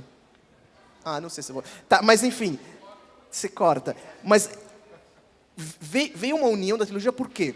Porque no Telefone Sem Fio, que é esse livro aqui, você não tem texto. É pura imagem. No Bocejo você tem onomatopeia. O O é uma onomatopeia. Não é nem O, né? Mas você tem um texto, né? Tem uma onomatopeia, é um texto. E aqui você tem texto. Então a gente começou a pensar numa coisa da imagem, uma coisa meio da humanidade mesmo, né? Com as pinturas das cavernas que nasce, dos primeiros balbucios da humanidade, que era isso, vocês estão ligados. No começo era... Gente, viemos disso, sinto muito, a gente descobriu, mas a gente veio disso, né? E do bu a gente chega no texto. Então, você tem uma unidade, tem as imagens que contam suas histórias, e você tem um círculo disso. São os bastidores um pouco da trilogia. Bom, você explicou a origem do Telefone Sem Fio. Não devia ter contado, mas contei. E dos caras animalescas. E o Bocejo? Então, o Bocejo, ele nasce, de novo, é que nem o Caras Animalescas, ele é independente. Não, mas como nasce a ideia de fazer do Bocejo? Não, porque você falou Bocejo, como o Telefone Sem Fio foi no restaurante, o Caras Animalescas conversa na pousada. O Bocejo é uma coisa meio singela, você boceja e contagia, e eu comecei a imaginar do contágio de bocejo, em vez de ser de pessoas, uma coisa meio histórica, né? No primeiro não foi histórico, no primeiro foi bocejo de várias línguas. Então a gente fez assim, era um cara do Egito bocejando, mas a letra do bocejo era meio hieroglifos, não sei o que lá. Um cara bocejando na Rússia com uma coisa meio eslava, os cirílicos, né? Então era a brincadeira do bocejo, mas com o formato do O ligado a cada origem. Mas isso não vingou, estava meio estranho. Aí quando a gente foi pensar na trilogia, a gente falou, bom, bocejo veio esse insight, vamos fazer um bocejo histórico. Estamos contar os bastidores, na verdade, né? Mas esse livro, conta a história... História da humanidade através do bocejo, né? Mas na qual é o França, problema de falar isso? Você fala, mas que as crianças não sabem, então é legal elas descobrirem, né? Mas a gente fala. Pode falar. Mas na França eles não toparam essa capa. Não toparam. Por quê? A minha editora falou assim, Napoleão é muito batido aqui. É Napoleão batido. E a capa da França, você pode pegar lá no site da Glénat, é o lobo com o chapéu. Vou mostrar, o chapéu da Chapeuzinho, né? Mas peraí, mas o lobo não está no Telefone Sem Fio? No lobo não. Não, desculpa, é o faraó. Faraó. Essa capa também, ela mudou aqui, a capa da capa. ela mudou aqui. Aqui tem o lobo. Tem o lobo e aqui não tem Napoleão, tem o faraó. Tá. E aí começa com uma árvore primordial, aí tem a Eva bocejando, que vai contagiar o Tony Ramos. O homem das cavernas, que vai contagiar o faraó, a estátua grega. A gente está em tempos tão sombrios que ainda vão me pedir para colocar aqui uma coisa aqui, tampar aqui. As pessoas são histéricas, né? Bobagem total. Um soldado romano, indo para frente, né? O Viking, aí você tem a bruxa medieval, tem o Napoleão, o Chaplin, tempos modernos, o Einstein e o Armstrong, primeiro homem a pisar na Lua. E tem o espelhinho para você poder bocejar depois, dar um bocejo próprio. Os franceses também fizeram uma lâmina espelhada, grudada também. Livro francês, ficou maravilhoso. E a capa é o faraó. Já que você tocou no assunto, alguém tem pergunta ainda, por favor? Desculpe, tá. Oi, Ilan. Você falou há pouco tempo da questão da escolha lexical, como... Enfim, não subestimar, não nivelar por baixo. O contrário também acontece. Eu já vivi experiências de pessoas que não queriam ler autores renomados, como Ricardo Azevedo, por exemplo, você mesmo, porque usam no texto palavras como bunda, né? Queria saber se isso se tem mudado ou não na conversa com as editoras. Se as editoras também tendem a fazer um corte disso, ou se hoje isso tem melhorado também? Não, infelizmente, tempos sombrios, né? E não é uma coisa nova, viu? A história, eu vejo a história de uma forma circular indo para frente, tá? Uma espiral, assim. A gente não caminha linearmente. É só olhar para o Brasil, aliás. Não existe o linear. Olhar para a nossa vida. A gente vai e volta, vai e volta. A gente está, aliás, numa semaninha, né? Que, pelo amor de Deus. Assim, teve uma exposição em Porto Alegre, chamada Queer Museu, que era uma exposição de arte homoerótica, que foi suspensa por causa de protestos, seja enfim, do Movimento Brasil Livre, que é um movimento extremamente moralista, reacionário, seja por conta de protestos de religiosos que viram o uso de símbolos religiosos, do cristianismo, sobretudo, viram nisso uma ofensa. E hoje saiu na Folha de São Paulo, nós estamos falando no dia... Que dia é hoje? 16. Dia 16 de setembro, nosso, né, para quem estiver vendo na internet depois. Hoje tem uma notícia dupla, uma matéria que fala que uma peça do Sesc de Jundiaí foi cancelada porque... por uma decisão judicial, porque chamava-se o Evangelho segundo Jesus, Rainha do Céu, que usava um Cristo transexual, e a autora é uma transgênero, e, ao mesmo tempo, a polícia, com base num BO de deputados estaduais do Mato Grosso do Sul, retirou de uma exposição no Museu de Arte Contemporânea Marco, de Campo Grande, uma obra chamada Pedofilia, da artista Alessandra Cunha, porque considerou a obra incitadora da pedofilia, quando ela é uma crítica, claramente, uma crítica da pedofilia. Que você fala então, perfeito, existe então, você tem 3 episódios numa mesma semana que mostram como a gente está refém daquilo que você está falando agora. Na verdade, você falou que a história circular vai para frente. Eu tenho a impressão que, neste momento, ela está dando uma marcha ré, né? Eu falo circular, mas numa espiral. Porque a gente tem a tecnologia, tem a ciência, essa faz a parte da frente. E a parte do círculo é humano. Mas engatou uma marchinha ré agora, esses mas dias. Eu vou te falar uma coisa, assim, bem previsível isso que ia acontecer, uma coisa só você ler de novo. Está tudo na literatura, está tudo... O Freud dizia isso, né? A arte chega muito... sempre na frente, né, da ciência, das previsões, né? Você leia Sêneca, você vai entender o que é o ser humano. Leia Lucrécio, cara, leia Epicuro, que é meu filósofo preferido, Epicuro. Eu amo Epicuro. Cabeceira, leiam Epicuro, tá tudo lá. Então, mas a gente tem que combater, resistir e tudo mais. Mas é uma coisa nova. A primeira coisa, é engraçado isso que você está falando, porque esse movimento agora, que seria o movimento da direita, né, conservadora, contra essas exposições, também vem acontecendo com a esquerda. A esquerda fez a mesma coisa contra as obras. Então, é para a gente aprender, porque grupos de esquerda também proibiram, que fizeram um boicote de peças, porque isso, porque aquilo, livros, o Lobato, por exemplo. O Itaú Cultural teve uma peça em que os atores pintavam de negro, que é uma referência aos primórdios do cinema. Sentindo do mesmo veneno. Então, exatamente. Então, os dois campos estão errados. Aliás, o Blaise Pascal... Cara, leiam Pascal, os pensamentos. O Pascal tem uma frase que ele fala assim, cara, tem que anotar essa frase. Os extremos se tocam, cara. É isso, não tem diferença nenhuma, os dois extremos se tocam. Então, o Lobato, nos anos 40, ele foi assim... Acabaram com o Lobato, um grupo assim, da direita, conservadora, religiosa. Queimaram livros do Lobato, ele foi preso por motivos políticos, mas um promotor chamado Cruel, parece piada pronta, né? Cruel. Né? Ele pegou a obra do Peter Pan e mandou retirar das livrarias. Então, a direita acusava o Lobato naquela época de ser comunista. Olha isso, gente, a loucura. Então, a mente pervertida é nossa. Ele acusava do sítio ser uma experiência bolchevique, que a criança não podia estar lá indo para o sítio do Capão Amarelo. Quer dizer, era uma visão que o Lobato era um cara de esquerda e estava fomentando o socialismo. 70 anos depois, a esquerda brasileira... Uma parte, eu falo esquerda, gente, desculpa, mas vocês sabem que são gradações, né? Tem gente de esquerda maravilhosa, gente da esquerda escrota, e da direita a mesma coisa. Tá? O ser humano é o escopo. A direita não quer dizer que o cara...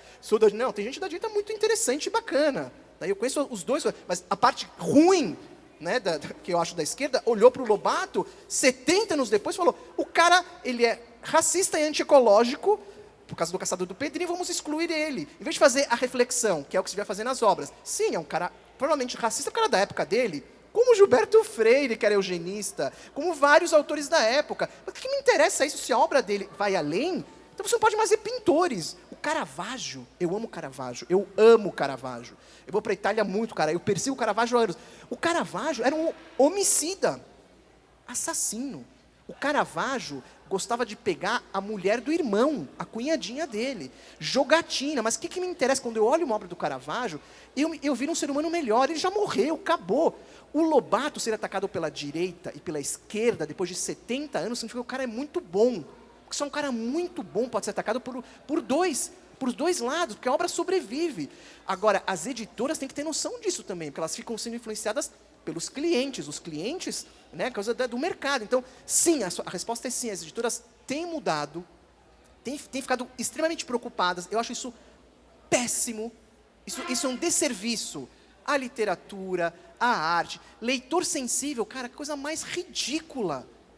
Vai pegar um leitor sensível, uma feminista para ler um livro, vai se ofender ela. Gente, a gente está formando geleias humanas. Existe isso atualmente? Existe. Um leitor sensível vou te contar. procedimento? A Folha fez uma reportagem há algumas semanas de que nos Estados Unidos e na Europa criaram essa profissão que é o leitor sensível. Pega um cara de uma minoria, ou seja, o primeiro erro. Uma feminista não representa todos os feministas. Eu conheço várias feministas de várias gradações. Uma que odeia Camille Palha, outra que adora ela. Assim, várias gradações feministas. Mesma coisa, você pega assim, latinos. Pô, tem vários tipos de latinos. Tem direita, tem esquerda. Não existe. Movimento negro. São várias gradações do movimento negro. Então, eles pegam esse leitor sensível. Isso existe nos Estados Unidos e na Europa. O cara lê uma obra, um romance, e diz, se ofendeu ele, a editora pode ligar para o autor, pedir para ele mudar o texto. Ou censurar o texto. Isso pode puxar aí no Google, na Folha, leitor sensível. E, obviamente, fomos macacos de auditório da Europa e dos Estados Unidos, começou a chegar lentamente para cá. Isso é um desastre. A gente tem que fazer o quê? Fortalecer o leitor, não enfraquecer a literatura. Temos que fortalecer o leitor. Está enfraquecendo a literatura fazendo isso. O que é um cara? Se você fica ofendido, não vá. Não vá. Está ofendidinho, meu filho? Não vá, fale no rede social, mas não proíba. Não mude isso. É que nem criança, essa mania de achar que criança não segura a onda. Se a gente deixar uma criança limpa o tempo inteiro, pais neuróticos, espero que não estejam aqui os pais neuróticos, que põem querosene na mão da criança o tempo inteiro, essa criança vira uma criança alérgica. Se tiver algum médico aqui, vai falar sim, isso é verdade. Limpeza extrema. A água mais pura do mundo, que são dos computadores lá da Califórnia, zilhões, bilhões de dólares, tem uma água para fazer passar para você. Se você beber essa água que é extremamente pura, você morre. A pureza extrema mata. Veja lá o nazismo e os eugenistas. A pureza extrema mata. Então, você deixa o cara muito limpo, ele vira alérgico. Por isso que tem o glúten, agora está todo mundo com lactose. Tem a ver com isso. E não só isso. Não só isso. Né? Porque o que o médico diz? Bom, deixa a criança no chão um pouquinho. Vitamina S. Não é para pôr no lixão, galera. Põe vitamina S. Porque se você engatinha, a evolução é sábia.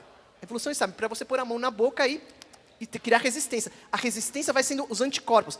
Precisamos criar anticorpos para a imaginação. Anticorpos simbólicos. É fundamental. A gente está criando crianças com essa coisa, não pode isso, porque a editora não vai... não fala sobre isso. Isso vai ofender. Não fala... Cara... Tinha que prepará-las para a vida. E está acontecendo, são jovens completamente hoje, muito informados. A minha filha de 10 anos sabe mais do que o rei Luís XIV de informação. Ela sabe mais. Ela tem mais informação que um cara do século XVIII. Minha filha de 10 anos. O que quer dizer isso? Nada. Sabedoria não tem a ver com informação. Maturidade. Os jovens estão imaturos. Álcool, você faz essa coisa do álcool extremo, alcoolismo, perdidos, não tem a ver com isso.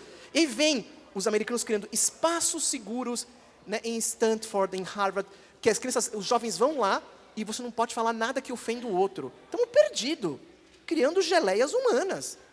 E o embate, a discussão, vai pegar os intelectuais do passado, como esse embate é fundamental.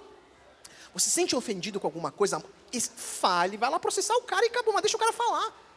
É que nem que a gente está falando da exposição. Cara, o que tem que fazer? Em Pompeia, Itália, sabe que o pessoal lá morreu com Vesúvio, aquela coisa toda? Lá em Pompeia, você vai entrar no Museu de Pompeia, tem uma plaquinha falando assim, num dos lugares. Se você está com criança, não entre. Este lugar aqui, de preferência, não é para criança. Porque não pode, porque tem coisas lá meio powers. Isso é decência. Isso é o normal. Um romance, você vai pegar já leram Henry Miller? Quem não leu, leia. Melhor que 50 Tons de Cinza.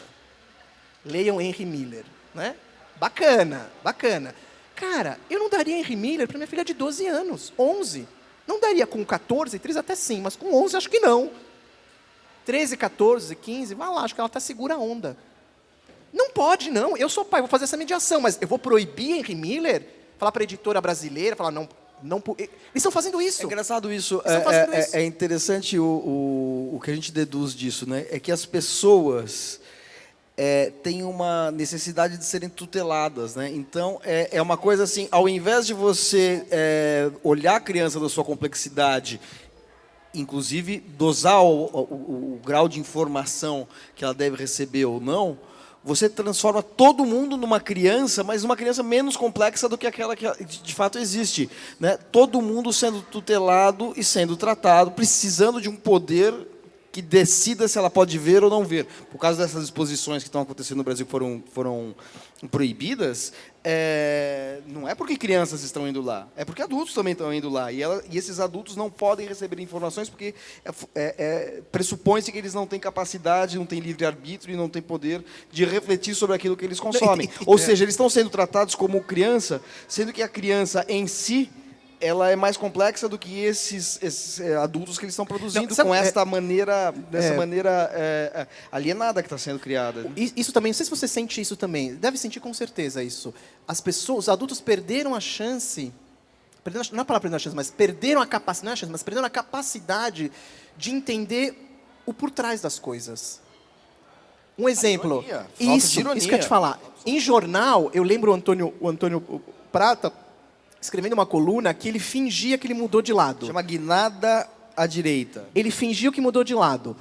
Cara, e depois ele relata que as pessoas acharam que era verdade. Quer dizer, as pessoas não têm capacidade de entender mais a ironia, e não só a ironia, mas entender as camadas da obra de arte, ou da própria literatura. É tudo muito chapado. Isso é inteligência.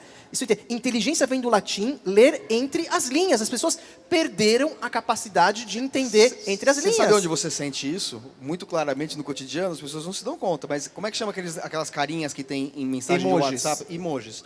O emoji é a tradução, a materialização do fracasso da capacidade expressiva das pessoas. Porque se a pessoa precisa pôr uma carinha de riso quando você está fazendo uma ironia, é porque ela não soube fazer ironia verbalmente. As pessoas precisam... E porque os outros não conseguem mais entender. O emoji é a materialização de que você não consegue mais se expressar ou se fazer entender verbalmente. Eu ouço muito programa de rádio, porque eu ando muito de carro, assim, eu sempre estou ouvindo programa de rádio. Eu vejo uns programas de debate político em que a pessoa está fazendo um comentário, a pessoa fala assim, olha, agora é uma ironia, tá? A pessoa tem que se preocupar em dizer que é uma ironia. Está claro que é uma ironia, mas a recepção ela é tão chapada, a recepção está tão chapada, e a polícia, no sentido do policiamento ideológico, é tão grande também que a pessoa tem medo de ser pega ao pé da letra por falta de percepção linguística ou por má fé. Porque muitas vezes você pega uma pessoa que fez uma ironia e você pega aquilo ao pé da letra e fala assim, te acusa de racismo, de sexismo, de homofobia, quando você fez uma brincadeira. Se eu fizer uma brincadeira aqui de qualquer natureza, vamos dizer, politicamente incorreta, e que pode estar claro para vocês que é uma ironia com o próprio conteúdo que eu fizer, se alguém pega isso depois na internet e transcreve e toma ao pé da letra, fala assim, olha, o Manuel está veiculando mensagens racistas, sexistas, homofóbicas, seja lá o que for, retirando do contexto. Isso pode acontecer seja por má compreensão, por uma espécie de problema cognitivo, mas também pode existir por má fé. A pessoa quer te incriminar e desloca a sua ironia para uma mensagem literal que perde esse distanciamento. Você imagina isso como amarra a criação. Isso que você acabou de falar, você imagina como que é uma prisão para todas as editoras e para o romancista adulto, tanto para o infantil, e é uma luta para quebrar com essas amarras, porque isso amarra a gente. Imagina você ficar pensando, a gente fica enlouquecido. E eu vou ser muito sincero, eu não penso nisso, e se quiser vir para a briga, eu vou brigar e vou tentar explicar para a pessoa com argumentos lógicos sobre isso. Isso que você está falando é muito interessante. Na arte, por exemplo, você que fala da arte erótica, cara, o cara não pode ir para Florença. O cara que falou lá de... Não, porque essa arte degenerada, que é uma coisa muito antiga também, né? Cara, então o cara não pode pisar nos museus de Florença, entender as camadas disso, e para entender as camadas, vou falar uma coisa interessante que você me suscitou agora. Olha que interessante. Para a gente romper com esse ciclo, qual é a saída? Dá para romper. É exatamente ao contrário. É você expor as palavras, criar repertório, criar inteligência. Eu sempre falo, quanto mais inteligência, mais empatia com o outro. Porque o politicamente correto, ele é hipócrita. O cara pode falar afrodescendente e ser um baita de um racista. Falar tudo direitinho. Vocês acham que se alguém falar a eurocaucasiana e os 7 desfavorecidos verticalmente, que é a Branca de Neve e os 7 anões... Eu já ouvi uma versão muito que é parecida com a sua. Em vez de eurocaucasiana, é pobre em melanina de neve. Pobre em melanina de neve, sensacional. Pobre em melanina de neve e os 7 verticalmente prejudicados. Isso vai mudar alguma coisa na história. Vai mudar nada a história. As palavras não vão mudar o ser. O Luther King, cara, falava isso. Cara, a questão não é de cor, é de caráter. Você acha que a cor vai definir o caráter de alguém? Assistam O.J. Simpson na Netflix, cara. Pelo amor de Deus, é caráter. E caráter não tem cor. Caráter não tem cor. Ou você tem caráter ou você não tem. Então é tudo uma coisa escamoteada. Então como você quebra com essa hipocrisia? Trazendo para a criança uma literatura que ela possa pensar e ter empatia com o outro. Não mudando as cantigas, não mudando a literatura, não proibindo as marchinhas, essa coisa ridícula de proibir marchinha, né? Porque o cara lá em Brasília fala bonito, né? Mas são os caras horríveis, mas falam bonito. Vossa Excelência, a gente de pior espécie. E falar bonito, qual a relação? Falar bonito, bem, e ser uma pessoa digna? Zero. Falar bem no sentido correto, não o português correto, mas falar politicamente correto, ser uma pessoa do bem, a relação é ao contrário. Eu chamo isso dos fanáticos do bem, que quer te tutelar, quer mandar na sua vida, te tutela o tempo inteiro, acha que você não sabe o que é bom para você. O problema é, para terminar, o Amos Oz, só eu lembrei do Amos Oz, ele tem um livro, que é Como Curar um Fanático, né? Ele diz, a cura para o fanático é fanático do bem. Você fala do fanático do bem. Também dos fanáticos lá que se explodem, mas do bem. Esse cara aqui, do politicamente correto também. Dos dois campos ideológicos, direitos. Para curar 2 coisas, que tem a ver com literatura e infantil. Adoro o Amos Oz. Ele quase fez um pós-fácil de um livro. Chegamos quase assim, vai sair agora um livro. Não sei se eu vou contar, um livro bomba aqui vai sair agora. Acabou sendo outra pessoa. Mas que é o seguinte, ele fala assim, para curar o fanatismo, 2 pontos. A curiosidade. Fanático odeia a curiosidade, porque é uma certeza, tudo é certo. Eu sei que é uma coisa degenerada, aquela arte. Eu sei, o cara sabe. Eu sei que o Lobato é racista, não presta. Certeza. Fanático. Não são as gradações. A gente tem gradação, obviamente. Não é a mesma coisa desse um cara que se explode, são gradações. Mas é um fanático. Então, para curá-lo, curiosidade, o cara que é curioso normalmente não é. E segundo ponto que ele fala, que eu amo usar nos meus livros, humor. Você já viu algum fanático bem-humorado? Que ri? Eu nunca vi. Eu nunca vi um fanático dando risada. Eu não vejo, cara. Então, humor e curiosidade, que é o que a literatura infantil faz de melhor. Despertar a curiosidade e trazer o humor. Trazer humor, claro, tem partes também, tem livros que são de humor, que são mais emotivos, tem uma certa tristeza, também não tem problema. Mas humor e curiosidade, eu concordo plenamente com ele. É revolucionário isso. E a palavra revolução é uma palavra que significa revolver, né? Mexer, isso que a gente chama revolucionário, né? De revolver, a gente vai revolvendo, tirando do fundo as coisas bacanas, né? É isso. Mais uma pergunta, por favor. Alguém mais tem perguntas para o Ilan? Vocês vão deixar, como é que você chama? Marisa. Marisa? Só a Marisa vai fazer perguntas e o Carlos? Por favor, se tiverem quiser questões... perguntar a minha idade, enfim, sou casado. Ó, ele tem um livro chamado A Condenação de Emília, vocês podem... Isso que fala sobre isso, Ilan, hoje a arte é extremamente conceitual. Você tem que ouvir o artista. Para entender uma obra hoje, você olha assim e fala, meu Deus, o que ele quis transmitir? Você tem que ouvir o artista, você tem que ler a respeito, você tem o pai tem essa obrigação de mostrar isso para o filho. Não, filho, vamos pesquisar a Varejão, por que ela fez isso? A Varejão é o fim do entendeu? Mundo, então, aí você pega todos aqueles artistas condenados e você pega e pesquisa sobre as obras. Isso é maravilhoso, isso é espetacular. Né? Então o pai tem que criar isso na criança. Não, vamos pesquisar, vamos ver o que o artista quis transmitir.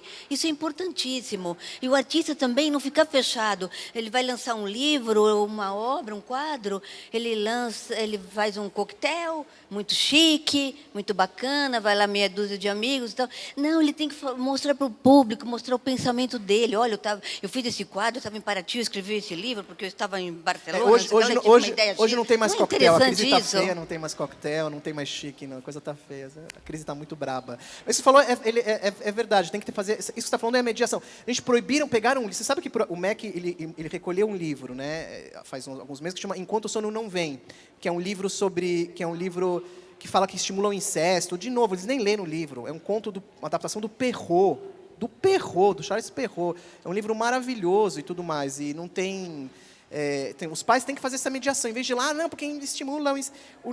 É um conto que, ao contrário, ele não estimula, ele fala contra o incesto. Isso que eu estava falando, né? Falando sobre isso. As pessoas conseguem fazer essa leitura, é contra o incesto. Mas enfim, precisa aprofundar, precisa pesquisar, precisa mediar. E, de novo, é claro, de novo, vou falar, precisa ter bom senso. Tem coisa que, sim, não é para criança, óbvio. E quem tem que decidir isso é o pai. É o pai, é o cuidador, não é o Estado, é o pai. Porque tem coisa que não é para criança, não é pode tudo. Tem que ter cabeça. Quando eu falo isso, tem muita gente. Papai, eu posso colocar o dedo na tomada? Não, não pode. Papai, posso tomar detergente? Não, não pode tomar detergente. Então, tem que saber o que pode e o que não pode. Tipo, eu não levaria as minhas filhas pequenas, não entraria para lá. Eu iria ver a exposição de Porto Alegre, mas não com as minhas filhas, se fossem pequenininhas. Eu não iria. 3, 4 anos. Eu não ia, porque eu ia saber o que está rolando lá, mas eu ficaria interessado. Então, ter essa clareza é importante. Não pode tudo, não. Não é que pode tudo, né? Tem que ter essa clareza. Uma criança maior, pedofilia, esses assuntos, a criança também tem que ficar sabendo dessas coisas. Não, claro, mas tem nível. A questão... Eu concordo com você, Veja, concordo. o que está acontecendo Até por uma autodefesa, Manuel. É que tem um uso instrumental que nós fazemos político, disso. Nesse caso dessa exposição que está acontecendo em Campo Grande, que teve uma obra tirada, está escrito, existe uma classificação dessa exposição. Está avisado na entrada, assim, essa exposição não é recomendável para menores de, sei lá, 14 anos. Que é uma coisa que a nossa lei do audiovisual exige, mas a lei que regula os financiamentos para iniciativas artísticas não impõe esse tipo de regulação, não impõe esse tipo de filtro para as outras obras de arte. Então, música, literatura, teatro, teatro talvez sim, né? Acho que teatro tem também classificação. Então, assim, cinema e teatro tem classificação, mas uma exposição não tem. Ainda assim, tiveram a preocupação em colocar nessa exposição de Campo Grande que havia obras ali que não eram para público abaixo de uma determinada idade. E ainda assim, a obra foi retirada. Agora, o que é complicado é que essa obra foi retirada por um BO que foi feito por deputados estaduais. Você pode imaginar que são deputados estaduais de uma bancada, provavelmente uma bancada ligada aos interesses mais reacionários e que, na verdade, não tem nenhuma convicção do ponto de vista moral, ético. Tem uma manipulação de uma certa população com que eles seduzem por um discurso que alimenta o moralismo, ressentimentos, etc. e tal. Então, não adianta, né? Mesmo o que o William está falando é o seguinte, né? Se você tiver você deve ter o cuidado com aquilo que você apresenta de acordo com a faixa etária de uma criança. Mas aqui nem esse cuidado foi respeitado, já que havia, né? Então, falando em gradações, por um cacuete, a gente sempre fala assim, literatura infanto-juvenil. Eu mesmo aqui te apresentei assim. O que você acha desse termo, infanto-juvenil? Ele já não embute uma certa cegueira em relação à especificidade da criação para diferentes leitores e níveis de aprendizado e aptidão para a leitura? Sim, mas eu acho que tem que funcionar assim. Não tem muito jeito, porque tem um mercado de livro, então você tem que segmentar, você tem a questão do próprio marketing das editoras, senão fica uma balbúrdia. O que nós sabemos na prática, como eu falei, a literatura ela é uma só. Então, você tem livros, por exemplo, os meus livros, que a editora põe a faixa etária, tem que pôr mesmo, a biblioteca tem que pôr faixa etária, mas o interessante é ver como funciona na prática também. Então, tem livros que rompem de uma forma muito, né, fabulosa isso, e para cima ou para baixo, né? Ou seja, a criança pequenininha vendo o livro maior, enfim. Então, acho que foi uma questão muito mais mercadológica. A Marisa Lajolo, ela fala que quem escolhe a faixa etária é o receptor. Se uma criança está lendo o livro, é livro infantil. Se é um adulto, é literatura. Enfim, você vai... Mas acho que faz parte do mercado. Não tem muito o que fazer. Mais alguma pergunta para o Willam? Por favor, se tiverem. Sim, ali, por favor. Ah, eu conheci ela... Como chama aquela menininha que veio buscar aqui os livros? É a Lara. Lara. Tudo bem, Ilan? Tudo Muitos bem. anos sem Muitos vê-lo. anos. Prazer aqui. A Lara adora as princesas, também soltam pum. Foi realmente uma grande ideia e eu queria ouvir um pouquinho de você. Como que você pensou aí nessa história? Ah, você não estava quando eu contei? Ah, você que falou? Falei. Então foi, desculpe. Imagina, foi de um pum de verdade da minha filha lá. Ela soltou e a mãe dela achou que fui eu, achei que fui ela e tinha sido a pequenininha. Mas também, ele contou essa história, mas você tem uma outra... Falou de outras histórias nascidas de algum acontecimento cotidiano. Você tem uma também de que ela estava pegando um livro na estante e derrubou, né? Ah, esse é muito legal. É O Pai Não Fui Eu, que está aí. Esse é O Pai Não Fui Eu, que está lá. Eu estava trabalhando no meu escritório. Quando elas eram pequenininhas, o caos da minha vida, eu tenho cenas delas, da mais velha, né, bebê, que eu fiquei mais em casa naquela época, eu assim mexendo balançando para ela não chorar e eu escrevendo, uma cena bem engraçada. Não chora, pelo amor de Deus. E eu lá... E aí, quando a segunda veio, já foi mais tranquilo, né? A segunda, ela adorava mexer nos meus livros e cheirar, adora cheirar. É cheiradora de livros, cara. A gente chega livro em casa, a gente fica cheirando junto. É uma coisa engraçado isso, né? Eu adoro cheirar livro, ela também. E eu estava lá trabalhando, com a porta fechada, e de repente escuto um barulho assim, pá! Bom, não foi ela que caiu, né? Era um barulho de queda de uma pessoa, era de um livro. Aí, em vez de eu abrir a porta, ainda bem que eu não abri, eu falei, filha? Ela falou, sim, pai. Você está aí sozinha? Ela falou, não, pai. Não tinha mais ninguém em casa. Eu falei, mas o que aconteceu? Caiu um livro? Ela falou, sim, pai. Foi você? Pai, não fui eu. Mas tem mais alguém? Ela falou, tem. Eu falei, quem está aí com você? Isso tudo de porta, né, fechada. Ela falou assim, o leopardo. Eu falei, o leopardo? Eu falei, que leopardo? E ela criou uma narrativa para justificar a queda de um livro italiano que a gente gosta. Está detonado já, um livro pop-up, assim, maravilhoso. E eu só simplesmente voltei para a cadeira, abri um arquivo novo e fiz uma sinopsinha rápida. E que é O Pai Não Fui Eu, depois vocês leem a história. Então, é mostrar que precisa com as princesas também, nasce da realidade. E no final da história, eu nem sei mais o que é verdade e o que não é. Porque daí você funde tudo, né? E faz pouquinho que a gente pegou esse livro de novo. Falei, filha, você lembra como foi isso? Não sei, a gente está tudo muito fundido, muito confuso.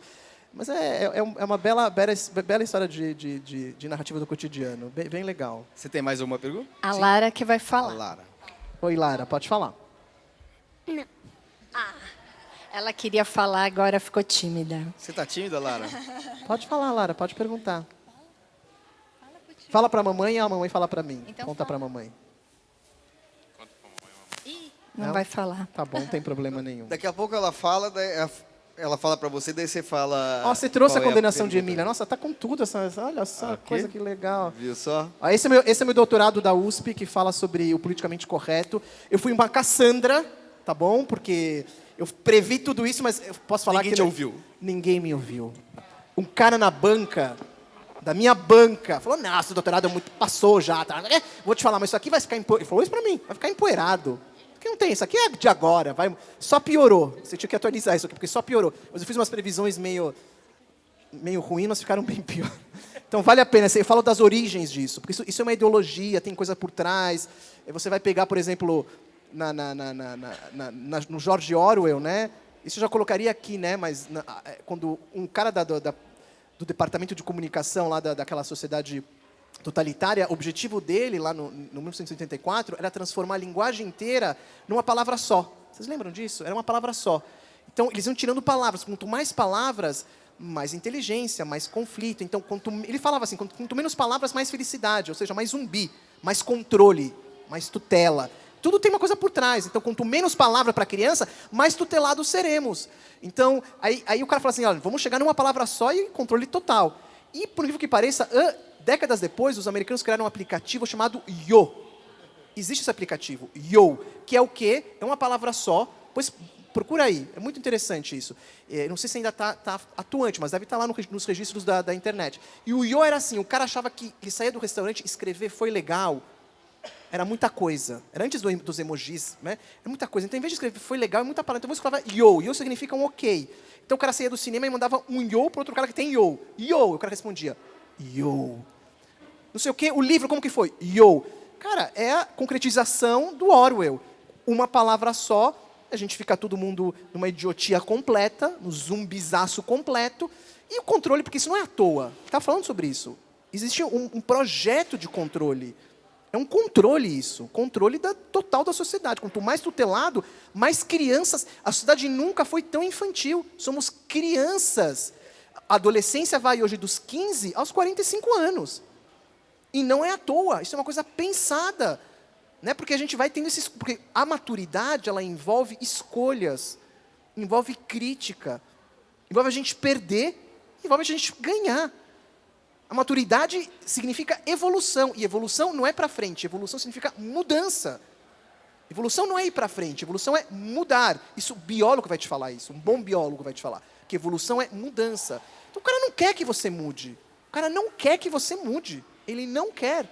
Então a literatura faz parte desse processo de amarração do yo. Eu estou lutando contra, e por menos estou conseguindo, pelo menos a pressão não me pegou. Diminua, faça, tire, não fala. Ainda você não quer colocar cadeirante no seu livro?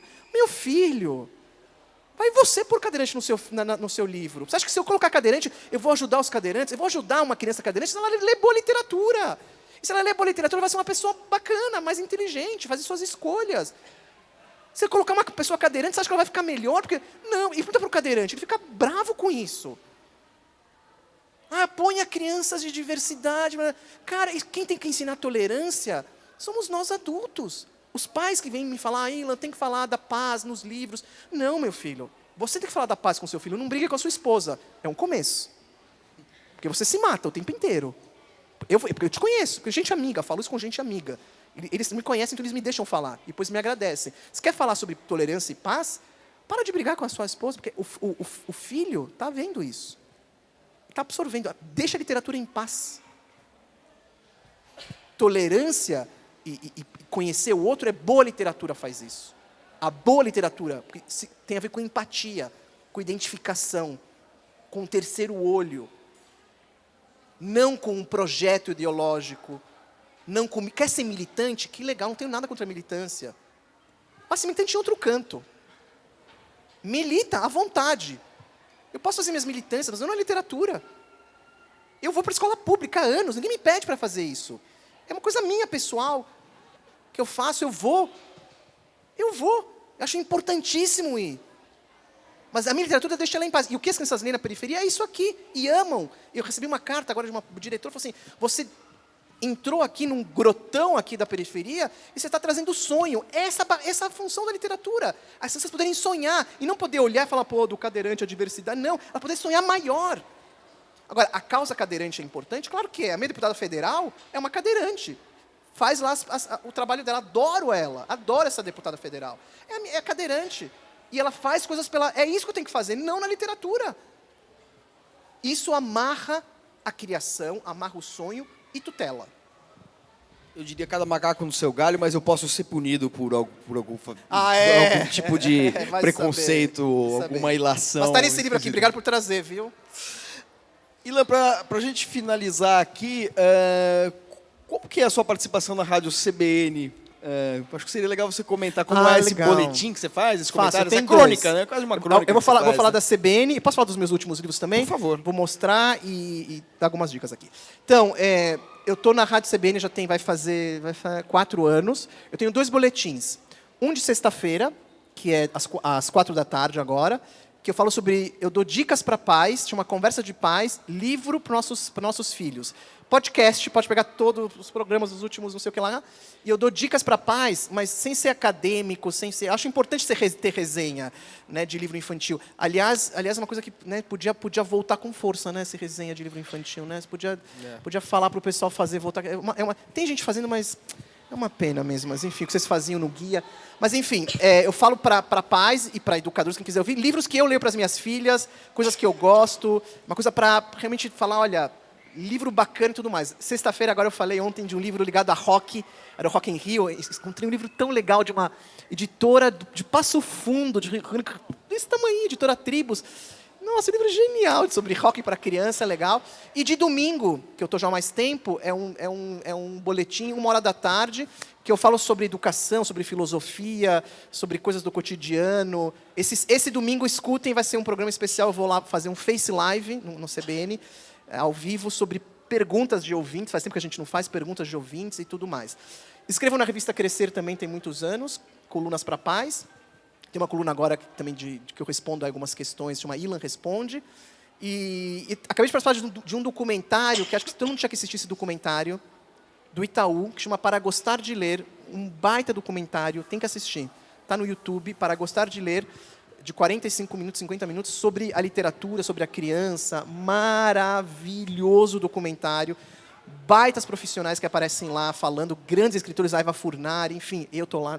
Mas enfim, muito legal. E é um título que homenageia uma coleção da histórica, Ática, né? Da Ática, daquelas de crônicas, né? De crônicas, sensacional. Pra escola, né? Pra escola. Vale a pena ver esse documentário, tem cenas assim lindas da periferia de Porto Alegre, com livros, São Paulo, tudo bacana.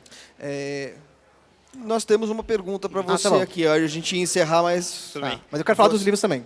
Tudo bem. falaremos. Oi, Ilan, tudo bem? Tudo bem? Te perguntar assim, em relação a uma pessoa que queira entrar nesse mundo de literatura brasileira, como você acha qual dica você poderia dar? E você acha que o mercado brasileiro e as editoras são abertas a esses novos entrantes, assim? Ele não pode falar muito bem sobre isso, talvez melhor do que eu. Mas olha, a situação está grave. Vou ser muito sincero. Editoras fechando, a situação é real de hoje. As editoras fechando, demissão de muita gente da área editorial, o encolhimento brabo, livrarias, quem acompanha o mundo das livrarias, também bem grave. Mas o autor, quem escreve, enfim, se você quer escrever, tipo, dane-se essas coisas todas, você vai escrever. Publicar, hoje, você tem alguns caminhos. Tem um caminho, por exemplo, de autopublicação. Existe isso. Muitas obras best-sellers nasceram de publicações da internet. Você mostrar originais para as editoras, isso você pode tentar, e existe mesmo cara que vai pegar o seu livro para poder ler e gostou e publica, acontece. Também tem muita gente que conhece já alguém, tem a indicação, tem essa relação de indicação. Mas a minha dica principal, antes de você querer publicar o seu livro, é trabalhar a sua criação, o seu texto. E para isso, não sei qual é a sua relação com isso, mas eu falo isso muito para as crianças, que hoje em dia as crianças falam, eu quero ser escritor, eu acho o máximo isso. E eu falo com uma resposta da Ruth Rocha que ela deu para isso. O que eu faço para ser escritor? Uma criança levantou a mão, ela falou, para o menino quase caiu para trás, de 10 anos. Você tem que ler 300 livros, no mínimo, por mês.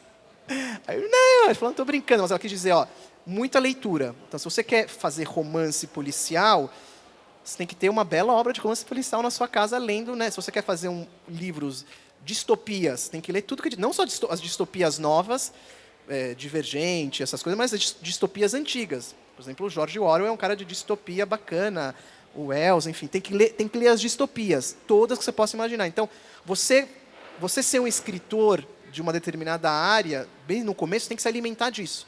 Eu nunca conheci um escritor que não lesse e que não lesse do que ele escolheu como obra né, sua meta. Né, quero escrever sobre esse gênero que eu vou fazer.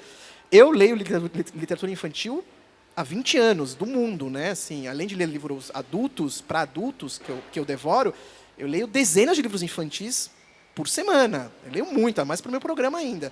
Então, isso só me eleva como autor, porque eu estou lá me alimentando disso. Mas acho que é isso. Não sei se você tem mais uma dica para ele sobre isso. Não, eu acho que é isso mesmo. Eu acho que, na verdade, é o seguinte, é se preocupar menos em publicar e mais em escrever. Porque conforme você for aperfeiçoando aquilo que você fizer, for mostrando, enfim, sempre foi assim, sabe? João Cabral de Melo Neto estreou com um livro de 100 exemplares feito numa gráfica pequenininha, assim, manual. Ninguém começa sendo publicado pela Companhia das Letras ou pela Record. É um trabalho... E o Melville, que morreu Vendeu 300 exemplares do Moby Dick e morreu sozinho, miserável. Pra você ver, né? Exato. Não quero isso pra você, pelo amor de Deus. Mas Eu acho mais dramático o caso do Millennium, né? Porra, cara, O cara do Millennium que escreveu aquela série Millennium, tal, mandou para 500 editoras. Vocês conhecem essa história, não?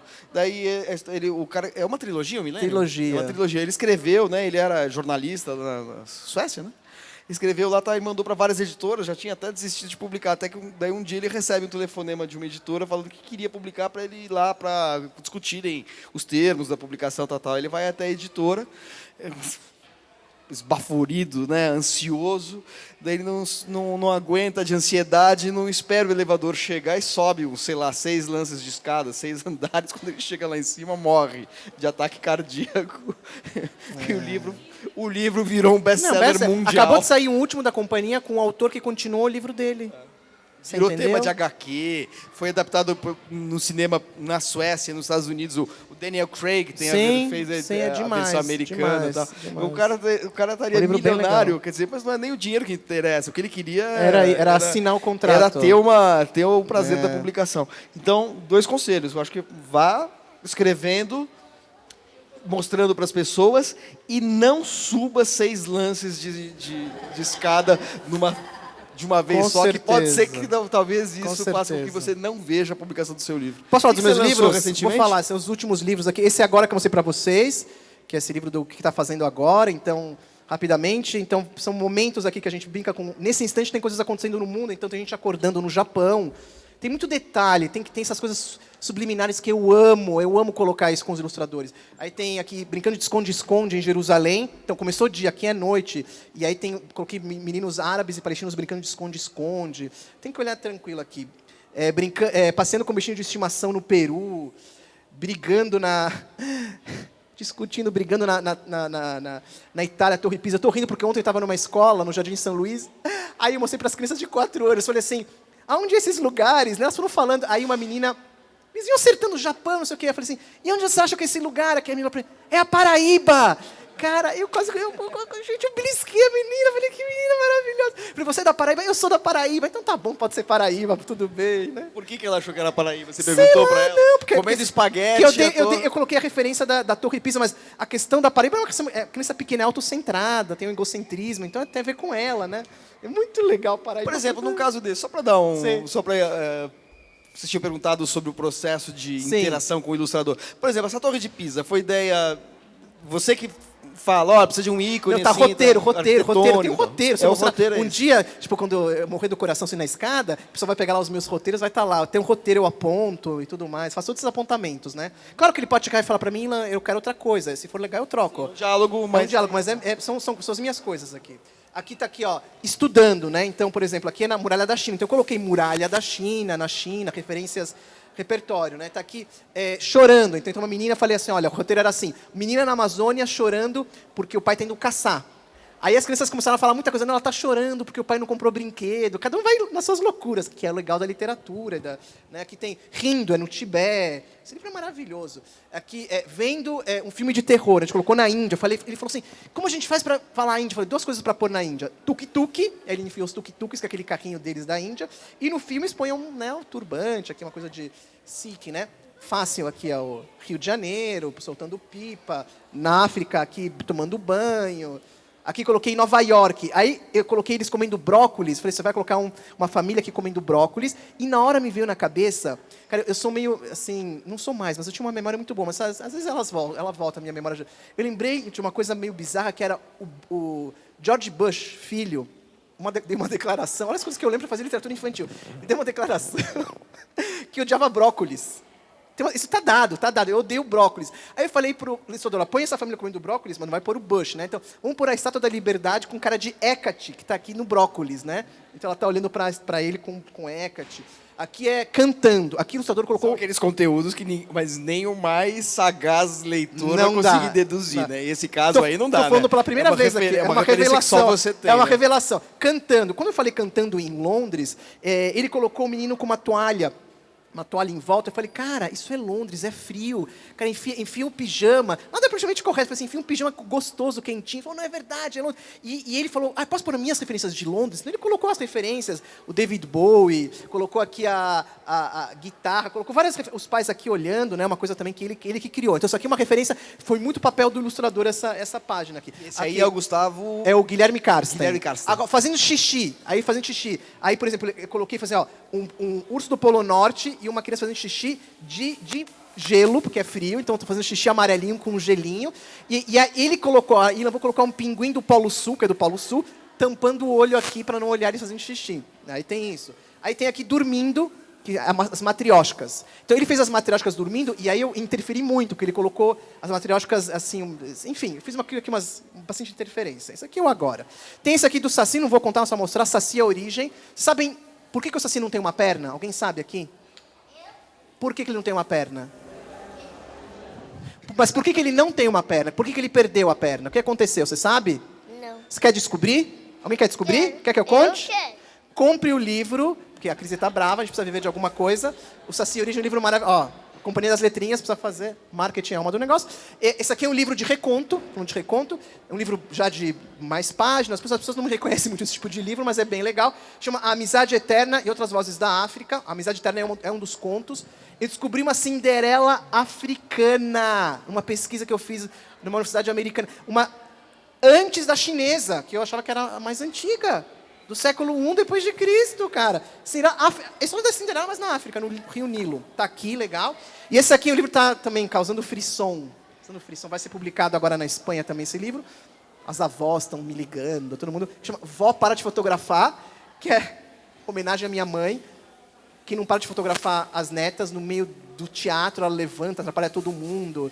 E uma vergonha, e todo mundo diz, né, as netas, vó, para de fotografar. Aí eu falei, eu tenho que fazer um livro sobre isso. Eu chamei o Guilherme também, Karsten.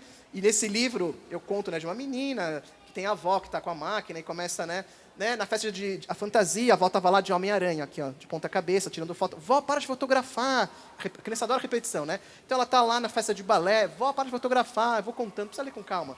Na festa da prima, para de fotografar. No jogo de handball, minha filha mais velha ama handball, isso aconteceu de verdade. Vó, para de fotografar. No zoológico, lá dentro da jaula, do macaco de ponta cabeça. Vó, para de fotografar. Tomando banho. Vai ser hora do sossego. Que nada, olha a mão da avó aqui, que desgraça. Vó, para de fotografar. Aí tem no trem fantasma. Comendo pizza. Água. Minha mãe odeia água. Ela odeia. Ela não entra no mar, não gosta. Eu coloquei, né, que a avó, mesmo não gostando da água, não sei o quê, a neta falou, agora eu vou me ver livre. Aí tá lá a avó aqui nadando, né, vó, Globo, para de fotografar, Globo, tá tirando foto. Aí ela vai para casa da avó e diz, vó, para de... Não, pera, o que é isso, vó? E a avó traz um monte de fotos. E de vários ângulos que não aparecem antes, né, ângulos não delas bravas. E a menina fica encantada. Ela pega o álbum com a neta, começa a ver todas as fotos, e ela fala, vó, não para nunca de fotografar. Te amo muito, vó. E aí a gente colocou, olha que ideia boa, molduras para a criança colocar fotos da família e guardar para ela. Quer dizer, além de ser um livro, é um álbum. Compre um e ganhe dois. Dá essa coisa do álbum, né? Eu só que o Lobato fazia, por isso com o Monteiro Lobato, li muito sobre como ele fazia para vender livro, o cara era sensacional. E é bem legal, um livro que eu estou realmente apaixonado, vale a pena. Esses todos são lançamentos? Não. Eu trouxe coisas do ano passado também. Tá. O mais recente qual que é? Os dois mais recentes são esses. Esses acabaram de sair. Eu posso contar essa novidade bomba que vai sair também? Por favor. Esses dois são os mais... Mas, gente, esses dois são novos, mas esse livro aqui tem 3 anos. As pessoas acham que é mimeógrafo. Não é, tá? Né? Eu produzo muito porque é 24 horas. Isso aqui, há 3 anos o projeto. De 3 anos saiu agora. Isso aqui é um projeto de 2 anos. E que sai agora, não é que eu fiz todos no ano passado. O que vocês... É que nem a estrela, da luz da estrela. Ela já morreu e a luz continua. É a mesma coisa. O livro é lançado, eu vou lançar um livro agora. Esse que eu vou falar para vocês, tem pelo menos 4 anos que eu estou fazendo esse livro. Vai sair só agora. O livro bomba. O livro bomba. Por que é o livro bomba? Eu falo que o livro bomba porque eu faço todas essas coisas. Mas é um livro que acho que... Não sei se vai me dar problemas. Talvez aqui não, mas talvez lá no exterior sim. Eu peguei um conto... Um midrash do Velho Testamento, mas é uma lenda engraçadíssima, do Talmud, que chama o rei Davi, o príncipe Salomão e o ovo cozido. De morrer de rir, sabe, não sei o quê. E eu encasquetei com essa coisa do mundo, essa loucura do mundo, e refugiados e muros. Aí veio o Trump com o muro, então aí foi demais. Caiu com uma luva, essa sorte do escritor que tem, né?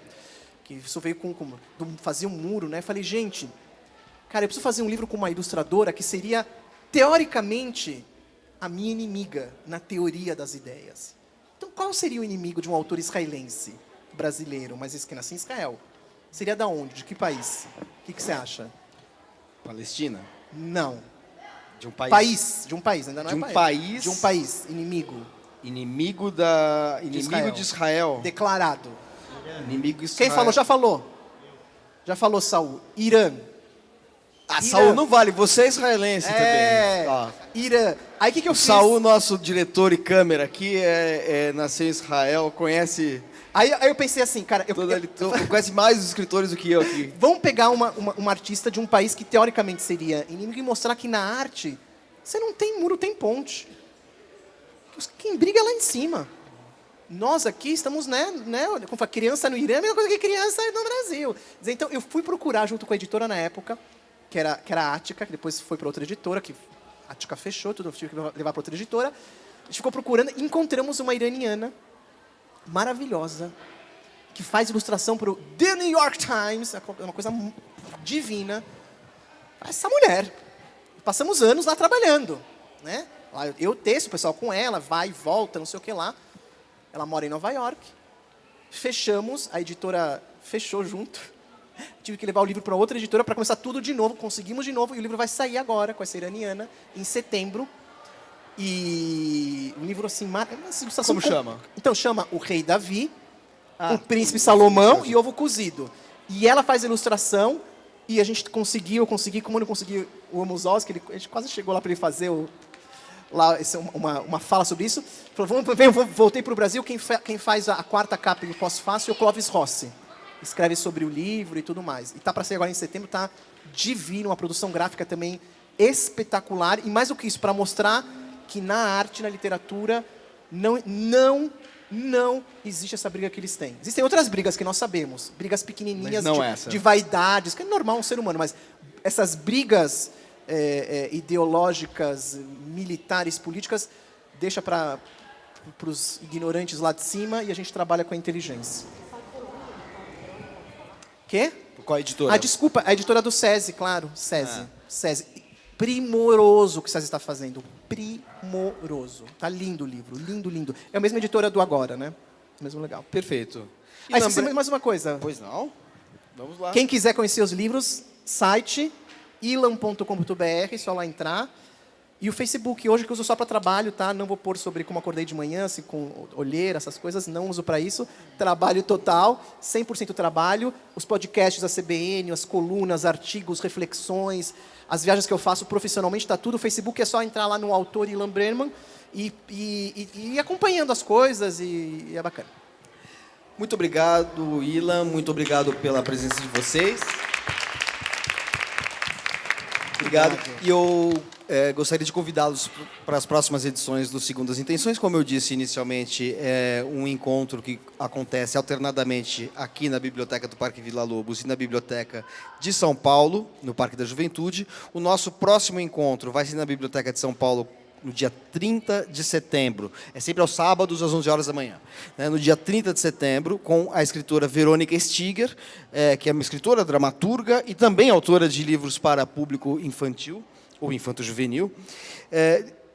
Em seguida, nós teremos, no dia 14 de outubro, um outro autor de literatura infanto-juvenil, que é o Ricardo Azevedo, aqui na Biblioteca do Parque Vila Lobos, dia 14 de outubro. Vai ser... O seu livro está aqui, viu? O seu livro em francês está aqui.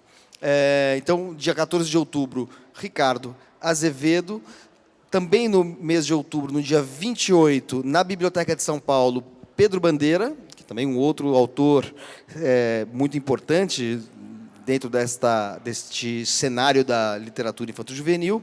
E, abrindo o mês de novembro, nós teremos, aqui na Biblioteca do Parque Vila Lobos, o escritor Santiago Nazarian, no dia 11 de novembro. Santiago Nazarian, que acaba de lançar um novo romance e que também tem obras para público mais juvenil do que infantil, vamos dizer assim. Então, Santiago Nazarian vai estar aqui no mês de novembro. Esses são os 4 próximos encontros do Segundas Intenções, que eu espero que sejam tão produtivos, interessantes, instigantes, quanto esse que acabamos de ter aqui com o William Brennan, tanto que a gente já excedeu o tempo aí bastante, porque a conversa não tem fim com o William, é sempre um prazer recebê-lo aqui. Obrigadíssimo.